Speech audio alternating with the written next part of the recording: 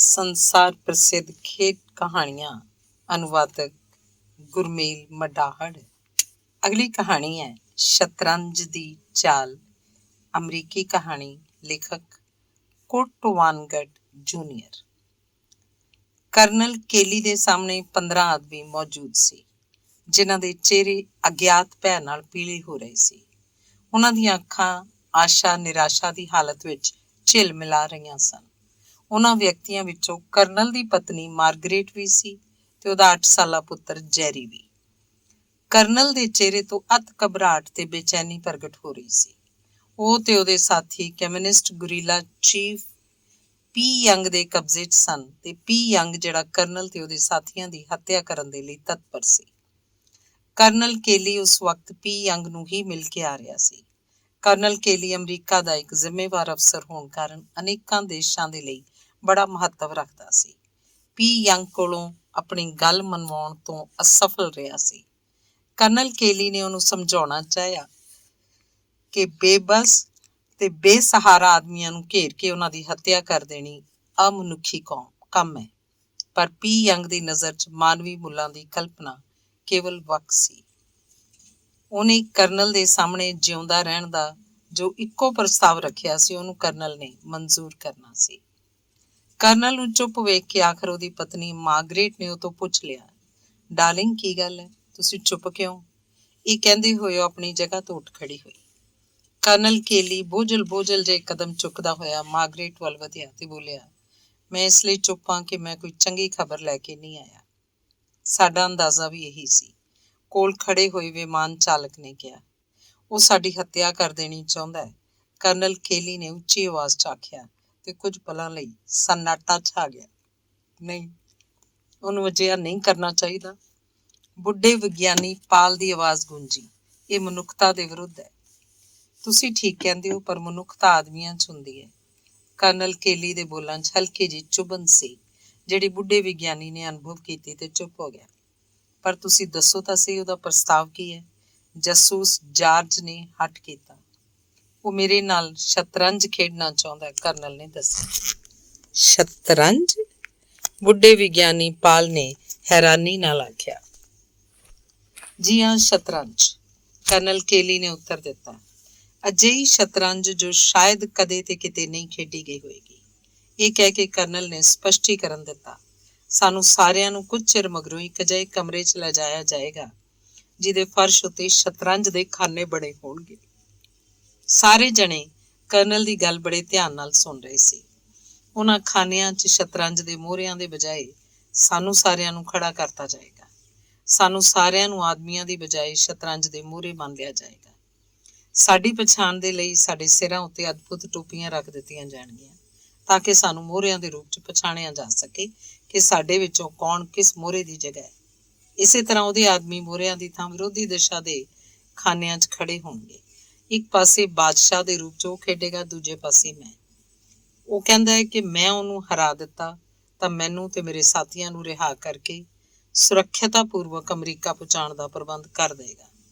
ਨਹੀਂ, ਕਰਨਲ ਕੇਲੀ ਨੇ ਆਪਣਾ ਵਾਕ ਅਧੂਰਾ ਛੱਡ ਕੇ ਹਸਰਤ ਭਰੀਆਂ ਨਜ਼ਰਾਂ ਨਾਲ ਆਪਣੇ 8 ਸਾਲਾ ਬੇਟੇ ਜੇਰੀ ਨੂੰ ਦੇਖਿਆ, ਜਿਹੜਾ ਇਸ ਦਰਮਿਆਨ ਉਸਦੇ ਕੋਲ ਆ ਖੜਾ ਸੀ। ਮਾਮਲਾ ਸੱਚਮੁੱਚ ਖਤਰਨਾਕ ਹੈ, ਜਾਸੂਸ ਜਾਰਜ ਨੇ ਆਖਿਆ। ਸਾਡੀ ਜ਼ਿੰਦਗੀ ਤੇ ਮੌਤ ਇੱਕ ਸ਼ਤਰੰਜ ਦੀ ਬਾਜੀ ਤੇ ਨਿਰਭਰ ਹੈ। ਉਸ ਤੋਂ ਵੀ ਖਤਰਨਾਕ ਜਿੰਨੀ ਤੁਸੀਂ ਕਲਪਨਾ ਕਰ ਰਹੇ ਹੋ, ਕਰਨਲ ਕੇਲੀ ਮੱਧਮ ਆਵਾਜ਼ 'ਚ ਬੋਲਿਆ। ਕੀ ਇਹ ਤੋਂ ਬਿਨਾਂ ਵੀ ਉਹਦੇ ਕੋਈ ਸ਼ਰਤ ਲਾਈ ਹੈ? ਜਾਰਜ ਨੇ ਚਿੰਤਾ ਭਰੀ ਆਵਾਜ਼ 'ਚ ਪੁੱਛਿਆ, ਕੀ ਉਹ ਕੋਈ ਹੋਰ ਖੇਡ ਵੀ ਖੇਡੇਗਾ? ਨਹੀਂ, ਫੈਸਲਾ ਸਿਰਫ ਸ਼ਤਰੰਜ ਦੀ ਬਾਜੀ ਨਾਲ ਹੀ ਹੋ ਜਾਏਗਾ, ਕਰਨਲ ਨੇ ਉੱਤਰ ਦਿੱਤਾ। ਖੇਡ ਦੀਆਂ ਜੋ ਇੱਕ ਤਰਫਾ ਸ਼ਰਤਾਂ ਰੱਖੀਆਂ ਗਈਆਂ ਹਨ, ਉਹ ਬਹੁਤ ਭਿਆਨਕ ਹਨ। ਖੇਡ ਦੇ ਦੌਰਾਨ ਜੇ ਉਹਨੇ ਮੇਰਾ ਕੋਈ ਮੋਹਰਾ ਮਾਰ ਲਿਆ ਤਾਂ ਉਸ ਮੋਹਰੇ ਦੀ ਜਗ੍ਹਾ ਇਹਨਾਂ ਵਿੱਚੋਂ ਜਿਹੜਾ ਵੀ ਖੜਾ ਹੋਏਗਾ ਉਹਨੂੰ ਗੋਲੀ ਮਾਰ ਦਿੱਤੀ ਜਾਏਗੀ। ਪਰ ਉਹਦਾ ਕੋਈ ਮੋਹਰਾ ਮੈਂ ਮਾਰ ਲਿਆ ਤਾਂ ਅਜਿਹਾ ਨਹੀਂ ਹੋਏਗਾ। ਇਹ ਖੇਡ ਉਦੋਂ ਤੱਕ ਚੱਲਦਾ ਰਹੇਗਾ ਜਦ ਤੱਕ ਸਾਡੇ ਦੋਹਾਂ 'ਚੋਂ ਕੋਈ ਹਾਰ ਨਹੀਂ। ਅਜੇ ਕਰਨਲ ਦਾ ਵਾਕ ਪੂਰਾ ਨਹੀਂ ਹੋਇਆ ਸੀ ਕਿ ਅਚਾਨਕ ਦਰਵਾਜ਼ਾ ਖੁੱਲਿਆ ਤੇ ਕੁਝ ਰਫਲਧਾਰੀ ਅੰਦਰ ਦਾਖਲ ਹੋ ਗਏ। ਭਾਗ ਦੂਸਰਾ। ਖੇਡ ਸ਼ੁਰੂ ਹੋਣ ਤੋਂ ਪਹਿਲਾਂ 2 ਗੱਲਾਂ ਹੋਰ ਸੁਣ ਲਓ ਕਰਨਲ, ਪੀ ਯੰਗ ਉੱਚੀ ਆਵਾਜ਼ 'ਚ ਬੋਲਿਆ। ਕੋਈ ਚਾਲ ਵਾਪਸ ਨਹੀਂ ਹੋਏਗੀ ਤੇ ਹਰ ਨਵੀਂ ਚਾਲ ਲਈ 10 ਮਿੰਟ ਹੋਣਗੇ, ਸਿਰਫ 10 ਮਿੰਟ। ਪੀ ਯੰਗ ਨੇ ਆਪਣੀ ਸੱਜੇ ਹੱਥ 'ਚ ਫੜੀ ਹੋਈ ਸਟਾਪ ਵਾਚ ਹਿਲਾਈ। ਪਹਿਲੀ ਚਾਲ ਤੂੰ ਚੱਲੇਗਾ ਕਿਉਂਕਿ ਤੂੰ ਸਫੈਦ ਬਾਦਸ਼ਾਹ ਹੈ, ਇਹ ਕਹਿ ਕੇ ਉਹਨੇ ਸਟਾਪ ਵਾਚ ਦਾ ਬਟਨ ਦਬਾ ਦਿੱਤਾ। 2 ਖਾਨੇ ਅੱਗੇ ਵੱਧ ਜਾਓ। ਕਰਨਲ ਕੇਲੀ ਨੇ ਆਪਣੇ ਬੇਟੇ ਜੇਰੀ ਦੇ ਸਾਹਮਣੇ ਖੜੇ ਹੋਏ ਵਿਮਾਨ ਚਾਲਕ ਨੂੰ ਹੁਕਮ ਦਿੱਤਾ। ਪੀ ਯੰਗ ਨੇ ਵੀ ਮੁਸਕਰਾਉਂਦੇ ਹੋਏ ਆਪਣੇ ਬਾਦਸ਼ਾਹ ਦੇ ਪਿਆਦੇ ਨੂੰ ਅੱਗੇ ਵਧਣ ਦਾ ਹੁਕਮ ਚਾੜਿਆ। ਹੁਣ ਸਹਾਇਕ ਵਿਮਾਨ ਚਾਲਕ ਉਹਦੇ ਘੇਰੇ 'ਚ ਸੀ। ਕਰਨਲ ਨੇ ਸਹਾਇਕ ਵਿਮਾਨ ਚਾਲਕ ਦੇ ਵੱਲ ਦੇਖਿਆ। ਸਹਾਇਕ ਵਿਮਾਨ ਚਾਲਕ ਨੇ ਭਰੋਸੇਮਈ ਅੰਦਾਜ਼ 'ਚ ਕਰਨਲ ਦਾ ਨਿਰੀਖਣ ਕੀਤਾ। ਉਸੇ ਵਕਤ ਕਰਨਲ ਨੇ ਕਾਨੂੰਨ ਮਾਹਰ ਹਡਸਨ ਨੂੰ ਇੱਕ ਖਾਨਾ ਅੱਗੇ ਵਧਣ ਲਈ ਆਖਿਆ। ਸਹਾਇਕ ਵਿਮਾਨ ਚਾਲਕ ਵਰਗੇ ਹੌਸਲੇ ਵਾਲੇ ਵਿਅਕਤੀ ਨੂੰ ਬਚਾਉਣ ਦੇ ਲਈ ਉਹ ਸਿਰਫ ਇਹੀ ਕਰ ਸਕਦਾ ਸੀ, ਕਿਉਂਕਿ ਉਹਨੂੰ ਪਤਾ ਲੱਗ ਚੁੱਕਿਆ ਸੀ ਕਿ ਸਹਾਇਕ ਵਿਮਾਨ ਚਾਲਕ ਸ਼ਤਰੰਜ ਦੇ ਖੇਡ ਤੋਂ ਜਾਣੂ ਹੈ। ਇਹ ਖੈਰ ਬੜੇ ਹੌਸਲੇ ਦੀ ਗੱਲ ਸੀ ਕਿ ਮੌਤ ਦੇ ਮੂੰਹ 'ਚ ਜਾ ਕੇ ਮੁਸਕਰਾ ਰਿਹਾ ਸੀ ਤੇ ਕਰਨਲ ਨੂੰ ਉਹਦੀ ਇਹ ਅਦਾ ਪਸੰਦ ਆਈ ਸੀ। ਕਾਨੂੰਨ ਮਾਹਰ ਹਡਸਨ ਇੱਕ ਖਾਨਾ ਅੱਗੇ ਜਾ ਕੇ ਖੜਾ ਹੋ ਗਿਆ, ਪਰ ਸਹਾਇਕ ਵਿਮਾਨ ਚਾਲਕ ਹੁਣ ਵੀ ਘੇਰੇ 'ਚ ਸੀ। ਇਹ ਪਿਆਦਿਆਂ ਦੀ ਲੜਾਈ ਸੀ ਜਿਹਦਾ ਕੁਝ ਵਿਸ਼ੇਸ਼ ਲਾਭ ਨਹੀਂ ਸੀ। ਬਹੁਤ ਖੂਬ, ਪੀ ਯੰਗ ਸਥਿਤੀ ਤੋਂ ਆਨੰਦਿਤ ਹੋ ਕੇ ਬੋਲਿਆ। ਇਸ ਪਿਆਦੇ ਨੂੰ ਚੁੱਕ ਲਓ। ਉਹਨੇ ਸਹਾਇਕ ਵਿਮਾਨ ਚਾਲਕ ਦੇ ਵੱਲ ਇਸ਼ਾਰਾ ਕੀਤਾ। 2 ਰਾਈਫਲਧਾਰੀ ਅੱਗੇ ਵਧੇ ਤੇ ਉਹਨਾਂ ਨੇ ਸਹਾਇਕ ਵਿਮਾਨ ਚਾਲਕ ਨੂੰ ਜਕੜ ਲਿਆ। ਕਰਨਲ, ਇਹ ਕੀ ਹੋ ਰਿਹਾ ਹੈ? ਕਾਨੂੰਨ ਮਾਹਰ ਹਡਸਨ ਘਬਰਾ ਕੇ ਬੋਲਿਆ। ਇਹ ਤੋਂ ਪਹਿਲਾਂ ਕਿ ਕਰਨਲ ਕੋਈ ਉੱਤਰ ਦਿੰਦਾ ਸਹਾਇਕ ਵਿਮਾਨ ਚਾਲਕ ਨੂੰ ਰਫਲਾਂ ਵਾਲੇ ਘੜੀਸ ਕੇ ਬਿਸਾਤ ਤੋਂ ਬਾਹਰ ਲੈ ਗਏ। ਮੌਤ ਦਾ ਖੇਡ ਸ਼ੁਰੂ ਹੋ ਚੁੱਕਾ ਸੀ। ਮੈਂ ਇਹ ਮੌਤ ਦਾ ਖੇਡ ਨਹੀਂ ਖੇਡ ਸਕਦਾ। ਪਰਮਾਤਮਾ ਦੇ ਲਈ ਇਹ ਭਿਆਨਕ ਖੇਡ ਖਤਮ ਕਰ ਦਿਓ। ਕਰਨਲ ਕੇਲੀ ਨੇ ਨਿਗਾਹ ਚੁੱਕ ਕੇ ਗੁਰੀਲਾ ਲੀਡਰ ਪੀ ਯੰਗ ਦੇ ਵੱਲ ਦੇਖਦੇ ਹੋਏ ਕਿਹਾ। ਜੇ ਤੁਸੀਂ ਸਾਰੇ ਮਰਨਾ ਚਾਹੁੰਦੇ ਹੋ ਤਾਂ ਮੈਨੂੰ ਖੇਡ ਖਤਮ ਕਰਨ 'ਚ ਕੋਈ ਉਜਰ ਨਹੀਂ, ਪੀ ਯੰਗ ਨੇ ਬੜੀ ਸ਼ਾਂਤੀ ਨਾਲ ਉੱਤਰ ਦਿੱਤਾ।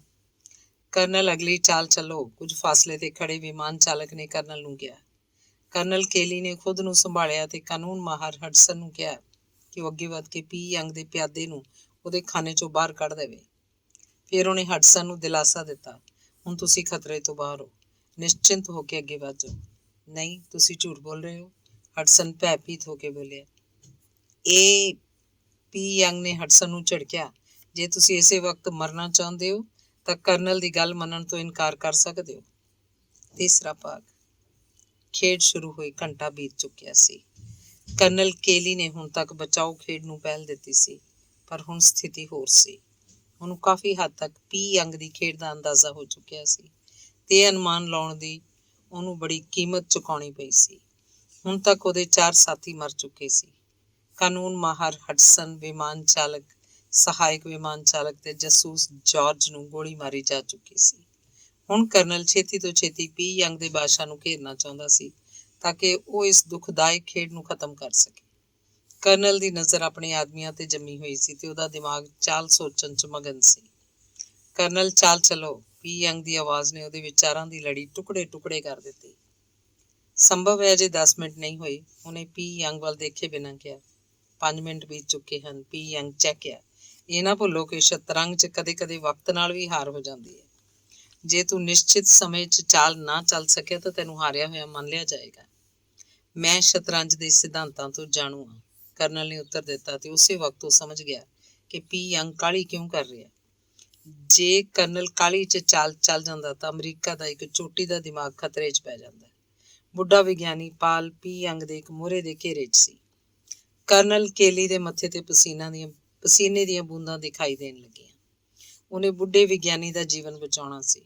ਹੁਣ ਤੱਕ ਦੇ ਖੇਡ 'ਚ ਉਹਨੇ ਲੱਗਦੀ ਵਾਹ ਇਹ ਕੋਸ਼ਿਸ਼ ਕੀਤੀ ਸੀ ਕਿ ਉਹਨਾਂ 11 ਮਹੱਤਵਪੂਰਨ ਵਿਅਕਤੀਆਂ ਨੂੰ ਸੰਕਟ ਦੇ ਘੇਰੇ 'ਚ ਨਾ ਆਉਣ ਦਿੱਤਾ ਜਾਵੇ, ਪਰ ਇਹਦੇ ਬਾਵਜੂਦ ਉਹਨੇ 11 ਮਹੱਤਵਪੂਰਨ ਵਿਅਕਤੀਆਂ ਵਿੱਚੋਂ 2 ਦੇ ਜੀਵਨ ਦੇ ਚਿਰਾਗ ਬੁੱਝ ਚੁੱਕੇ ਸੀ।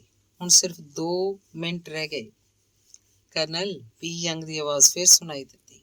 ਇਹ ਮੈਂ ਤੈਨੂੰ ਇਸ ਲਈ ਦੱਸ ਰਿਹਾ ਕਿ ਕਰਨਲ, ਕਿ ਤੇਰੇ ਕੋਲ ਸਟਾਪ ਵਾਚ ਨਹੀਂ ਹੈ। ਕਰਨਲ ਨੇ ਉਹਦੀ ਗੱਲ ਦਾ ਕੋਈ ਉੱਤਰ ਨਾ ਦਿੱਤਾ। ਉਹਦਾ ਦਿਮਾਗ ਚਾਲ ਸੋਚਣ 'ਚ ਮਗਨ ਸੀ।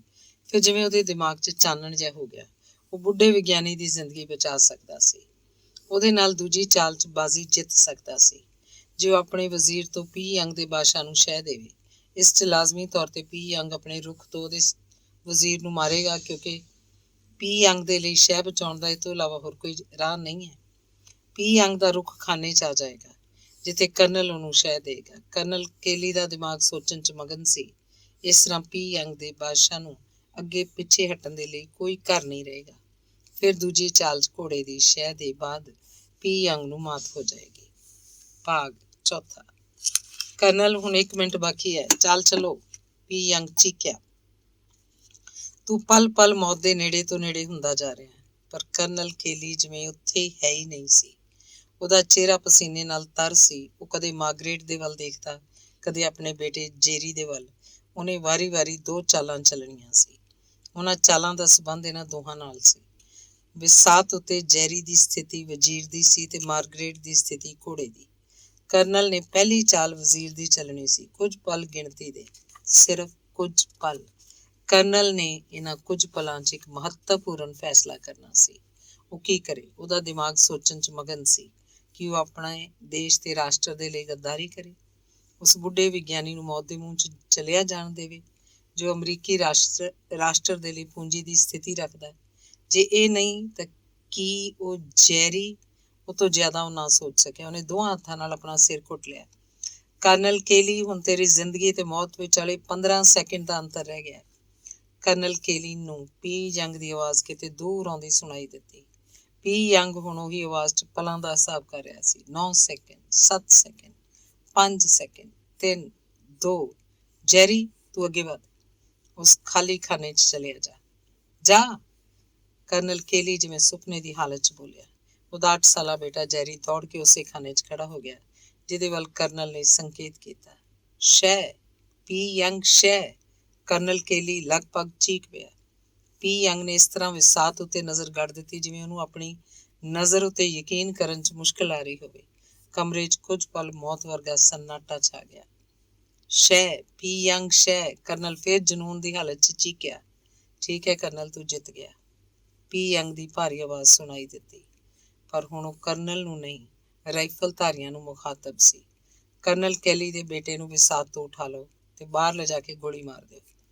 ਕਰਨਲ ਕੇਲੀ ਨੇ ਆਪਣੇ ਬੇਟੇ ਦਾ ਬਲੀਦਾਨ ਦੇ ਕੇ ਮੈਨੂੰ ਮਾਤ ਦੇ ਦਿੱਤੀ ਹੈ। ਮੈਂ ਮੰਨਦਾ ਕਿ ਅਗਲੀ ਚਾਲ 'ਚ ਮੇਰੀ ਹਾਰ ਹੋ ਜਾਏਗੀ। ਰਾਈਫਲ ਧਾਰੀਆਂ ਨੇ ਅੱਗੇ ਵੱਧ ਕੇ ਜੈਰੀ ਨੂੰ ਫੜ ਲਿਆ। ਮਾਰਗਰੇਟ ਇੱਕ ਸੁਪਨੇ ਦੀ ਹਾਲਤ 'ਚ ਆਪਣੀ ਜਗ੍ਹਾ ਪੱਥਰ ਬਣੀ ਖੜੀ ਰਹੀ। ਡੈਡੀ, ਜੈਰੀ ਚੀਕਿਆ। ਭਰੀਆਂ ਅੱਖਾਂ ਨਾਲ ਕਰਨਲ ਨੇ ਇੱਕ ਨਜ਼ਰ ਆਪਣੇ ਜਿਗਰ ਦੇ ਟੁਕੜੇ ਵੱਲ ਦੇਖਿਆ ਤੇ ਫਿਰ ਮੂੰਹ ਫੇਰ ਲਿਆ। ਧੰਨਵਾਦ। ਅਗਲੀ ਕਹਾਣੀ ਹੈ ਪੁਰਤਗਾਲੀ ਕਹਾਣੀ ਆਖਰੀ ਦੰਗਲ। ਲੇਖਕ ਬੇਲੋਦਾ ਸਿਲਵਾ। ਅਖਾੜਾ ਖੂਬ ਸਜਾਇਆ ਗਿਆ ਸੀ। ਸਾਨਾਂ ਉੱਤੇ ਮਸਤੀ ਛਾਈ ਹੋਈ ਸੀ। ਉਹਨਾਂ ਸਾਨਾਂ ਨਾਲ ਟੱਕਰ ਲੈਣ ਵਾਲੇ ਜਵਾਨ ਖੰਭ ਮਾਰ ਕੇ ਮੈਦਾਨ 'ਚ ਨਿਕਲ ਆਏ ਸੀ। ਉਹ ਔਰਤਾਂ ਜੋ ਦੰਗਲ ਦੇਖਣ ਆਈਆਂ ਸੀ ਬੜੀਆਂ ਰੋਹਬਦਾਰ ਦਿਖਾਈ ਦੇ ਰਹੀਆਂ ਸੀ। ਹਰੇਕ ਆਦਮੀ ਇਸ ਤਮਾਸ਼ੇ ਤੋਂ ਆਨੰਦਿਤ ਹੋਣ ਕਰਕੇ ਤਿਆਰ ਬੈਠਾ ਸੀ। ਅੱਜ ਉਹਨਾਂ ਨੂੰ ਆਨੰਦਿਤ ਹੋਣ ਦਾ ਵੱਧ ਮੌਕਾ ਮਿਲ ਰਿਹਾ ਸੀ ਕਿਉਂਕਿ ਸਾਰਿਆਂ ਨੂੰ ਪਤਾ ਸੀ ਕਿ ਮੰਤਰੀ ਮਾਰਕਿਊਸ ਪਨਬਲ ਇਹਨਾਂ ਤੋਂ ਕੋਹਾਂ ਦੂਰ ਲਿਸਬਨ 'ਚ ਬੈਠਾ ਸਪੇਨ ਦੇ ਰਾਜਦੂਤ ਦੇ ਨਾਲ ਦੇਸ਼ ਦੀ ਰਾਜਨੀਤਿਕ ਗੁੱਥੀ ਸੁਲਝਾਉਣ 'ਚ ਰੁੱਝਿਆ ਹੋਇਆ। ਮੰਤਰੀ ਪਨਬਲ ਉਹ ਵਿਅਕਤੀ ਸੀ ਜਿਹੜਾ ਪੁਰਤਗਾਲ ਦੇ ਸਮਰਾਟ ਦਾਮ ਜੂਸੇ ਪਹਿਲੇ ਨੂੰ ਆਪਣੇ ਇਸ਼ਾਰਿਆਂ ਤੇ ਨਚਾਇਆ ਕਰਦਾ ਸੀ। ਸਪੇਨ ਦੇ ਰਾਜਦੂਤ ਤੇ ਪੁਰਤਗਾਲ ਦੇ ਮੰਤਰੀ ਦੇ ਵਿੱਚ ਹੋਣ ਵਾਲੇ ਵਾਦ ਵਿਵਾਦ ਉੱਤੇ ਰਾਜ ਮਹਿਲ ਦੇ ਗਲਿਆਰਿਆਂ 'ਚ ਕਾਨਾਫੂਸੀ ਹੋ ਰਹੀ ਸੀ। ਕੁਝ ਲੋਕ ਤਾਂ ਆਪਣੇ ਮੰਤਰੀ ਦੀ ਪ੍ਰਸ਼ੰਸਾ 'ਚ ਆਕਾਸ਼ ਪਤਾਲਿਕ ਕਰ ਰਹੇ ਸੀ ਤੇ ਕੁਝ ਲੋਕ ਮੰਤਰੀ ਤੇ ਦੂਸ਼ਣ ਲਗਾ ਰਹੇ ਸੀ। ਉਹਨਾਂ ਵਿੱਚ ਉੱਚ ਵਰਗ ਦਲ ਤੇ ਦੇਸ਼ ਭਗਤ ਪਾਰਟੀ ਸਪੇਨ ਦੇ ਰਾਜਦੂਤ ਨਾਲ ਸਹਿਮਤ ਸੀ। ਸਗੋਂ ਪਰਮਾਤਮਾ ਅੱਗੇ ਅਰਦਾਸ ਕਰ ਰਹੇ ਸੀ ਕਿ ਉਹ ਯੁੱਧ ਛੇਤੀ ਛੇੜੇ ਜੋ ਜ਼ਰੂਰੀ ਵੀ ਹੈ ਤੇ ਦਰਬਾਰੀਆਂ ਦੀ ਨਵੀਂ ਪਨੀਰੀ ਲਈ ਜ਼ਹਿਰੀ ਲਾਵੇ। ਮੈਜਿਸਟ੍ਰੇਟ, ਵਕੀਲ, ਮਹਾਤਮਾ ਤੇ ਹੋਰ ਬੁੱਧੀਜੀਵੀ ਨਾ ਸਿਰਫ ਮਾਰਕਿਊਸ ਦੇ ਪੱਖਪਾਤੀ ਸਨ ਸਗੋਂ ਉਹਨਾਂ ਲੋਕਾਂ ਦੀ ਖੁੱਲ੍ਹਮ ਖੁੱਲ੍ਹੀ ਆਲੋਚਨਾ ਵੀ ਕਰ ਰਹੇ ਸੀ ਜਿਨ੍ਹਾਂ ਉੱਤੇ ਧਰਮ ਤੇ ਰੂੜੀਵਾਦਤਾ ਦਾ ਭੂਤ ਸਵਾਰ ਸੀ। ਗੱਲਬਾਤ ਵਿੱਚ ਸਪੇਨ ਦੇ ਰਾਜਦੂਤ ਨੇ ਪਨਬਲ ਨੂੰ ਕਿਹਾ ਸੀ ਜੇ ਇਹੀ ਗੱਲ ਹੈ ਤਾਂ ਹੁਣ ਉਹਨਾਂ 60,000 ਜਵਾਨਾਂ ਦੇ ਪੁਰਤਗਾਲ 'ਚ ਦਾਖਲ ਹੋਣ ਦੀ ਉਡੀਕ 'ਚ ਰਹੇ ਜਿਹੜੇ ਪੁਰਤਗਾਲ ਵਿੱਚ ਉਹ ਸਾਡਾ ਕੀ ਕਰ ਲੈਣਗੇ। ਮਾਰਕਿਊਸ ਨੇ ਗੁੱਸੇ 'ਚ ਪੁੱਛਿਆ। ਉਹਦੀ ਆਵਾਜ਼ ਬਹੁਤ ਰੁੱਖੀ ਸੀ ਤੇ ਉਹਦੀਆਂ ਅੱਖਾਂ ਐਨਕ ਦੇ ਪਿੱਛੇ ਨਾਲ ਅੰਗਾਰਿਆਂ ਵਰਗੀਆਂ ਦਿਖਾਈ ਦੇਣ ਲੱਗੀਆਂ ਸਨ। ਉਹ ਪੁਰਤਗਾਲ 'ਚ ਸਪੇਨ ਸਮਰਾਟ ਦਾ ਰਾਜ ਕਾਇਮ ਕਰਨਗੇ ਤੇ ਤੇਰੇ ਵਰਗੇ ਮੰਤਰੀ ਨੂੰ ਸਿੱਧਾ ਕਰਕੇ ਰੱਖ ਦੇਣਗੇ। ਰਾਜਦੂਤ ਨੇ ਤੁਰੰਤ ਉੱਤਰ ਦਿੱਤਾ। ਰਾਜਦੂਤ ਵਿਦਾ ਹੋ ਗਿਆ, ਪਰ ਉਹਨੇ ਭਗਵਾਨ ਦੀ ਸਹੁੰ ਖਾਧੀ ਕਿ ਉਹ ਮਾਰਕਿਊਸ ਦਾ ਸਾਰਾ ਵਿੰਗ ਵੱਲ ਕੱਢ ਕੇ ਛੱਡੇਗਾ। ਮਾਰਕਿਊਸ ਵਿੱਚ ਕਮੀਆਂ ਜ਼ਰੂਰ ਸਨ, ਪਰ ਇਸ 'ਚ ਕੋਈ ਸ਼ੱਕ ਨਹੀਂ ਕਿ ਉਹ ਮਹਾਨ ਆਦਮੀ ਸੀ ਤੇ ਉਹਨੇ ਆਪਣੇ ਦੇਸ਼ ਦੀਆਂ ਮਹੱਤਵਪੂਰਨ ਸੇਵਾਵਾਂ ਸੰਪੰਨ ਕੀਤੀਆਂ ਸੀ। ਸ਼ਾਹ ਦਾਮ ਜੂਸੇ ਨੇ ਦੇਸ਼ ਦੇ ਸਾਰੇ ਮਾਮਲੇ ਮੰਤਰੀ ਦੇ ਹਵਾਲੇ ਕਰ ਦਿੱਤੇ ਸੀ, ਪਰ ਜਿੱਥੋਂ ਤੱਕ ਸਾਂਝ ਤੇ ਆਦਮੀ ਦੇ ਦੰਗਲ ਦਾ ਸਬੰਧ ਸੀ, ਉਹ ਰੱਤੀ ਭਰ ਵੀ ਮੰਤਰੀ ਦਾ ਕਿਹਾ ਮੰਨਣ ਨੂੰ ਤਿਆਰ ਨਹੀਂ ਸੀ। ਇੱਧਰ ਭੱਦਰ ਪੁਰਸ਼ਾਂ ਤੇ ਅਮੀਰਾਂ ਨੂੰ ਮੰਤਰੀ ਦੀਆਂ ਇਹਨਾਂ ਗੱਲਾਂ ਦਾ ਪੂਰਾ ਪਤਾ ਸੀ, ਪਰ ਉਹ ਜਾਣਬੁੱਝ ਕੇ ਮੰਤਰੀ ਨੂੰ ਨੁਕਸਾਨ ਪਹੁੰਚਾਉਣ ਤੇ ਸਮਰਾਟ ਦੀ ਪ੍ਰਸ਼ੰਸਾ ਪ੍ਰਾਪਤ ਕਰਨਾ ਚਾਹੁੰਦੇ ਸੀ। ਉਂਝ ਵੀ ਪੁਰਤਗਾਲੀ ਜਨਤਾ ਇਸ ਤਰ੍ਹਾਂ ਦੀ ਸਜਾਵਟ ਤੇ ਪ੍ਰਦਰਸ਼ਨੀ ਦੀ ਬਹੁਤ ਸ਼ੌਕੀਨ ਸੀ। ਅੱਜ ਇਹ ਸਜਾਵਟ ਤੇ ਪ੍ਰਦਰਸ਼ਨੀ ਸਿਖਰਾਂ ਉੱਤੇ ਸੀ। ਇਹ ਸ਼ਾਨਦਾਰ ਦੰਗਲ ਕੁਝ ਇਸ ਅੰਦਾਜ਼ ਨਾਲ ਸ਼ੁਰੂ ਹੋਇਆ ਕਿ ਇਸ ਉੱਤੇ ਅਲਫ ਲੈਲਾ ਦੇ ਕਿਸੇ ਭੇਦ ਭਰੇ ਦ੍ਰਿਸ਼ ਦਾ ਭਰਮ ਹੁੰਦਾ ਸੀ। ਸਾਰੇ ਘੋੜਸਵਾਰ ਉੱਚ ਅਧਿਕਾਰੀਆਂ ਤੇ ਅਮੀਰਾਂ ਦੇ ਸ਼ਰੀਫ ਪਰਿਵਾਰਾਂ ਨਾਲ ਸੰਬੰਧ ਰੱਖਦੇ ਸੀ। ਉਹਨਾਂ ਦੀਆਂ ਕੀਮਤੀ ਵਰਦੀਆਂ, ਖੰਭਦਾਰ ਟੋਪੀਆਂ ਤੇ ਦੱਸਿਆਂ ਵਾਲੀਆਂ ਤਲਵਾਰਾਂ ਬਹੁਤ ਸੁੰਦਰ ਲੱਗ ਰਹੀਆਂ ਸਨ। ਹਰੇਕ ਘੋੜਸਵਾਰ ਨੇ ਆਪਣਾ ਬਰਛਾ ਸੱਜੇ ਹੱਥ ਫੜਿਆ ਸੀ ਤੇ ਉਹਨਾਂ ਦੇ ਖੱਬੇ ਹੱਥ ਅਰਬੀ ਨਸਲ ਦੇ ਘੋੜੇ ਦੀ ਲਗਾਮ ਸੀ। ਉਹਨਾਂ ਚੋਂ ਇੱਕ ਵਿਅਕਤੀ ਜੋ ਘੋੜਸਵਾਰਾਂ ਦੇ ਦਸਤੇ ਦਾ ਸਰਦਾਰ ਸੀ, ਰਾਜ ਸਿੰਘਾਸਨ ਦੇ ਹੇਠਾਂ ਸਾਹਮਣੇ ਵੱਲ ਵਧਿਆ ਤੇ ਆਪਣਾ ਹੈਟ ਉਤਾਰ ਕੇ ਸਤਿਕਾਰ ਕੀਤਾ। ਉਹ ਆਦਮੀ ਕਾਊਂਟ ਦੋਸ ਸੀ। ਉਹਦਾ ਪਹਿਰਾਵਾ ਕਾਲੀ ਮਖਮਲ ਦਾ ਸੀ, ਜੋ ਉਹਦੇ ਸਰੀਰ ਉੱਤੇ ਚੁਸਤ ਲੱਗ ਰਿਹਾ ਸੀ, ਜਿਹਨੂੰ ਸਪੇਨ ਦੀਆਂ ਨਨਾਂ ਨੇ ਆਪਣੀਆਂ ਧੀਰਵਾਨ ਉਂਗਲਾਂ ਨਾਲ ਬੁਣਿਆ ਸੀ। ਉਹ ਦਰਮਿਆਨੇ ਕੱਦ, ਇਕਹਿਰੇ ਸੁਡੌਲ ਸਰੀਰ ਦਾ ਮਾਲਕ ਸੀ। ਉਹਦੀਆਂ ਵੱਡੀਆਂ ਵੱਡੀਆਂ ਕਾਲੀਆਂ ਅੱਖਾਂ ਚਮਕਦਾਰ ਤੇ ਆਕਰਸ਼ਕ ਸਨ। ਮਾਰਕਿਊਸ ਮਾਰੀਆਕ ਜੇ ਪਿਓ ਦਾ ਇਕਲੌਤਾ ਤੇ ਚਹੇਤਾ ਪੁੱਤਰ ਸੀ। ਖੁਦ ਪਿਓ ਨੇ ਉਹਨੂੰ ਘੋੜਸਵਾਰੀ ਦੀ ਸਿੱਖਿਆ ਦਿੱਤੀ ਸੀ। ਉਹਦਾ ਪਿਓ ਪੁਰਤਗਾਲ ਹੀ ਨਹੀਂ, ਸਗੋਂ ਯੂਰਪ ਭਰ ਵਿੱਚ ਸਭ ਤੋਂ ਵੱਡਾ ਘੋੜਸਵਾਰ ਮੰਨਿਆ ਜਾਂਦਾ ਸੀ। ਕਾਊਂਟ ਦੋਸ਼ ਨੂੰ ਘੋੜੇ ਦੀ ਪਿੱਠ ਉੱਤੇ ਬੈਠਾ ਦੇਖ ਕੇ ਸਾਰੇ ਉਸ ਵੱਲ ਖਿੱਚੇ ਗਏ। ਉਹਦੀ ਸ਼ਰਾਫਤ ਤੇ ਯੋਗਤਾ ਦੇ ਸਾਰੇ ਕਾਇਲ ਸਨ। ਅਸਲ 'ਚ ਉਹ ਖੁਦ ਤੇ ਉਹਦਾ ਘੋੜਾ ਕੁਝ ਇਸ ਤਰ੍ਹਾਂ ਸਜੇ ਹੋਏ ਸੀ ਕਿ ਉਸ ਉੱਤੇ ਪੁਰਾਤਨ ਦੇਵ ਮਾਲਾਈ ਚਰਿੱਤਰ ਦਾ ਸ਼ੱਕ ਹੁੰਦਾ ਸੀ, ਜਿਹਦਾ ਸਰੀਰ ਘੋੜੇ ਦਾ ਤੇ ਸਿਰ ਆਦਮੀ ਦਾ ਸੀ। ਉਹ ਜਿਸ ਅੰਦਾਜ਼ ਨਾਲ ਆਪਣੇ ਅਖਾੜੇ 'ਚ ਉਤਰਿਆ ਤੇ ਜਿਸ ਸ਼ਾਨ ਨਾਲ ਘੋੜੇ ਨੂੰ ਆਪਣੇ ਇਸ਼ਾਰਿਆਂ ਉੱਤੇ ਨਚਾਉਣ ਲੱਗਿਆ, ਉਹਦੀ ਦਾਦ ਵਿੱਚ ਦਰਸ਼ਕਾਂ ਨੇ ਬਾਰ-ਬਾਰ ਤੇ ਨਿਰੰਤਰ ਤਾੜੀਆਂ ਵਜਾਈਆਂ।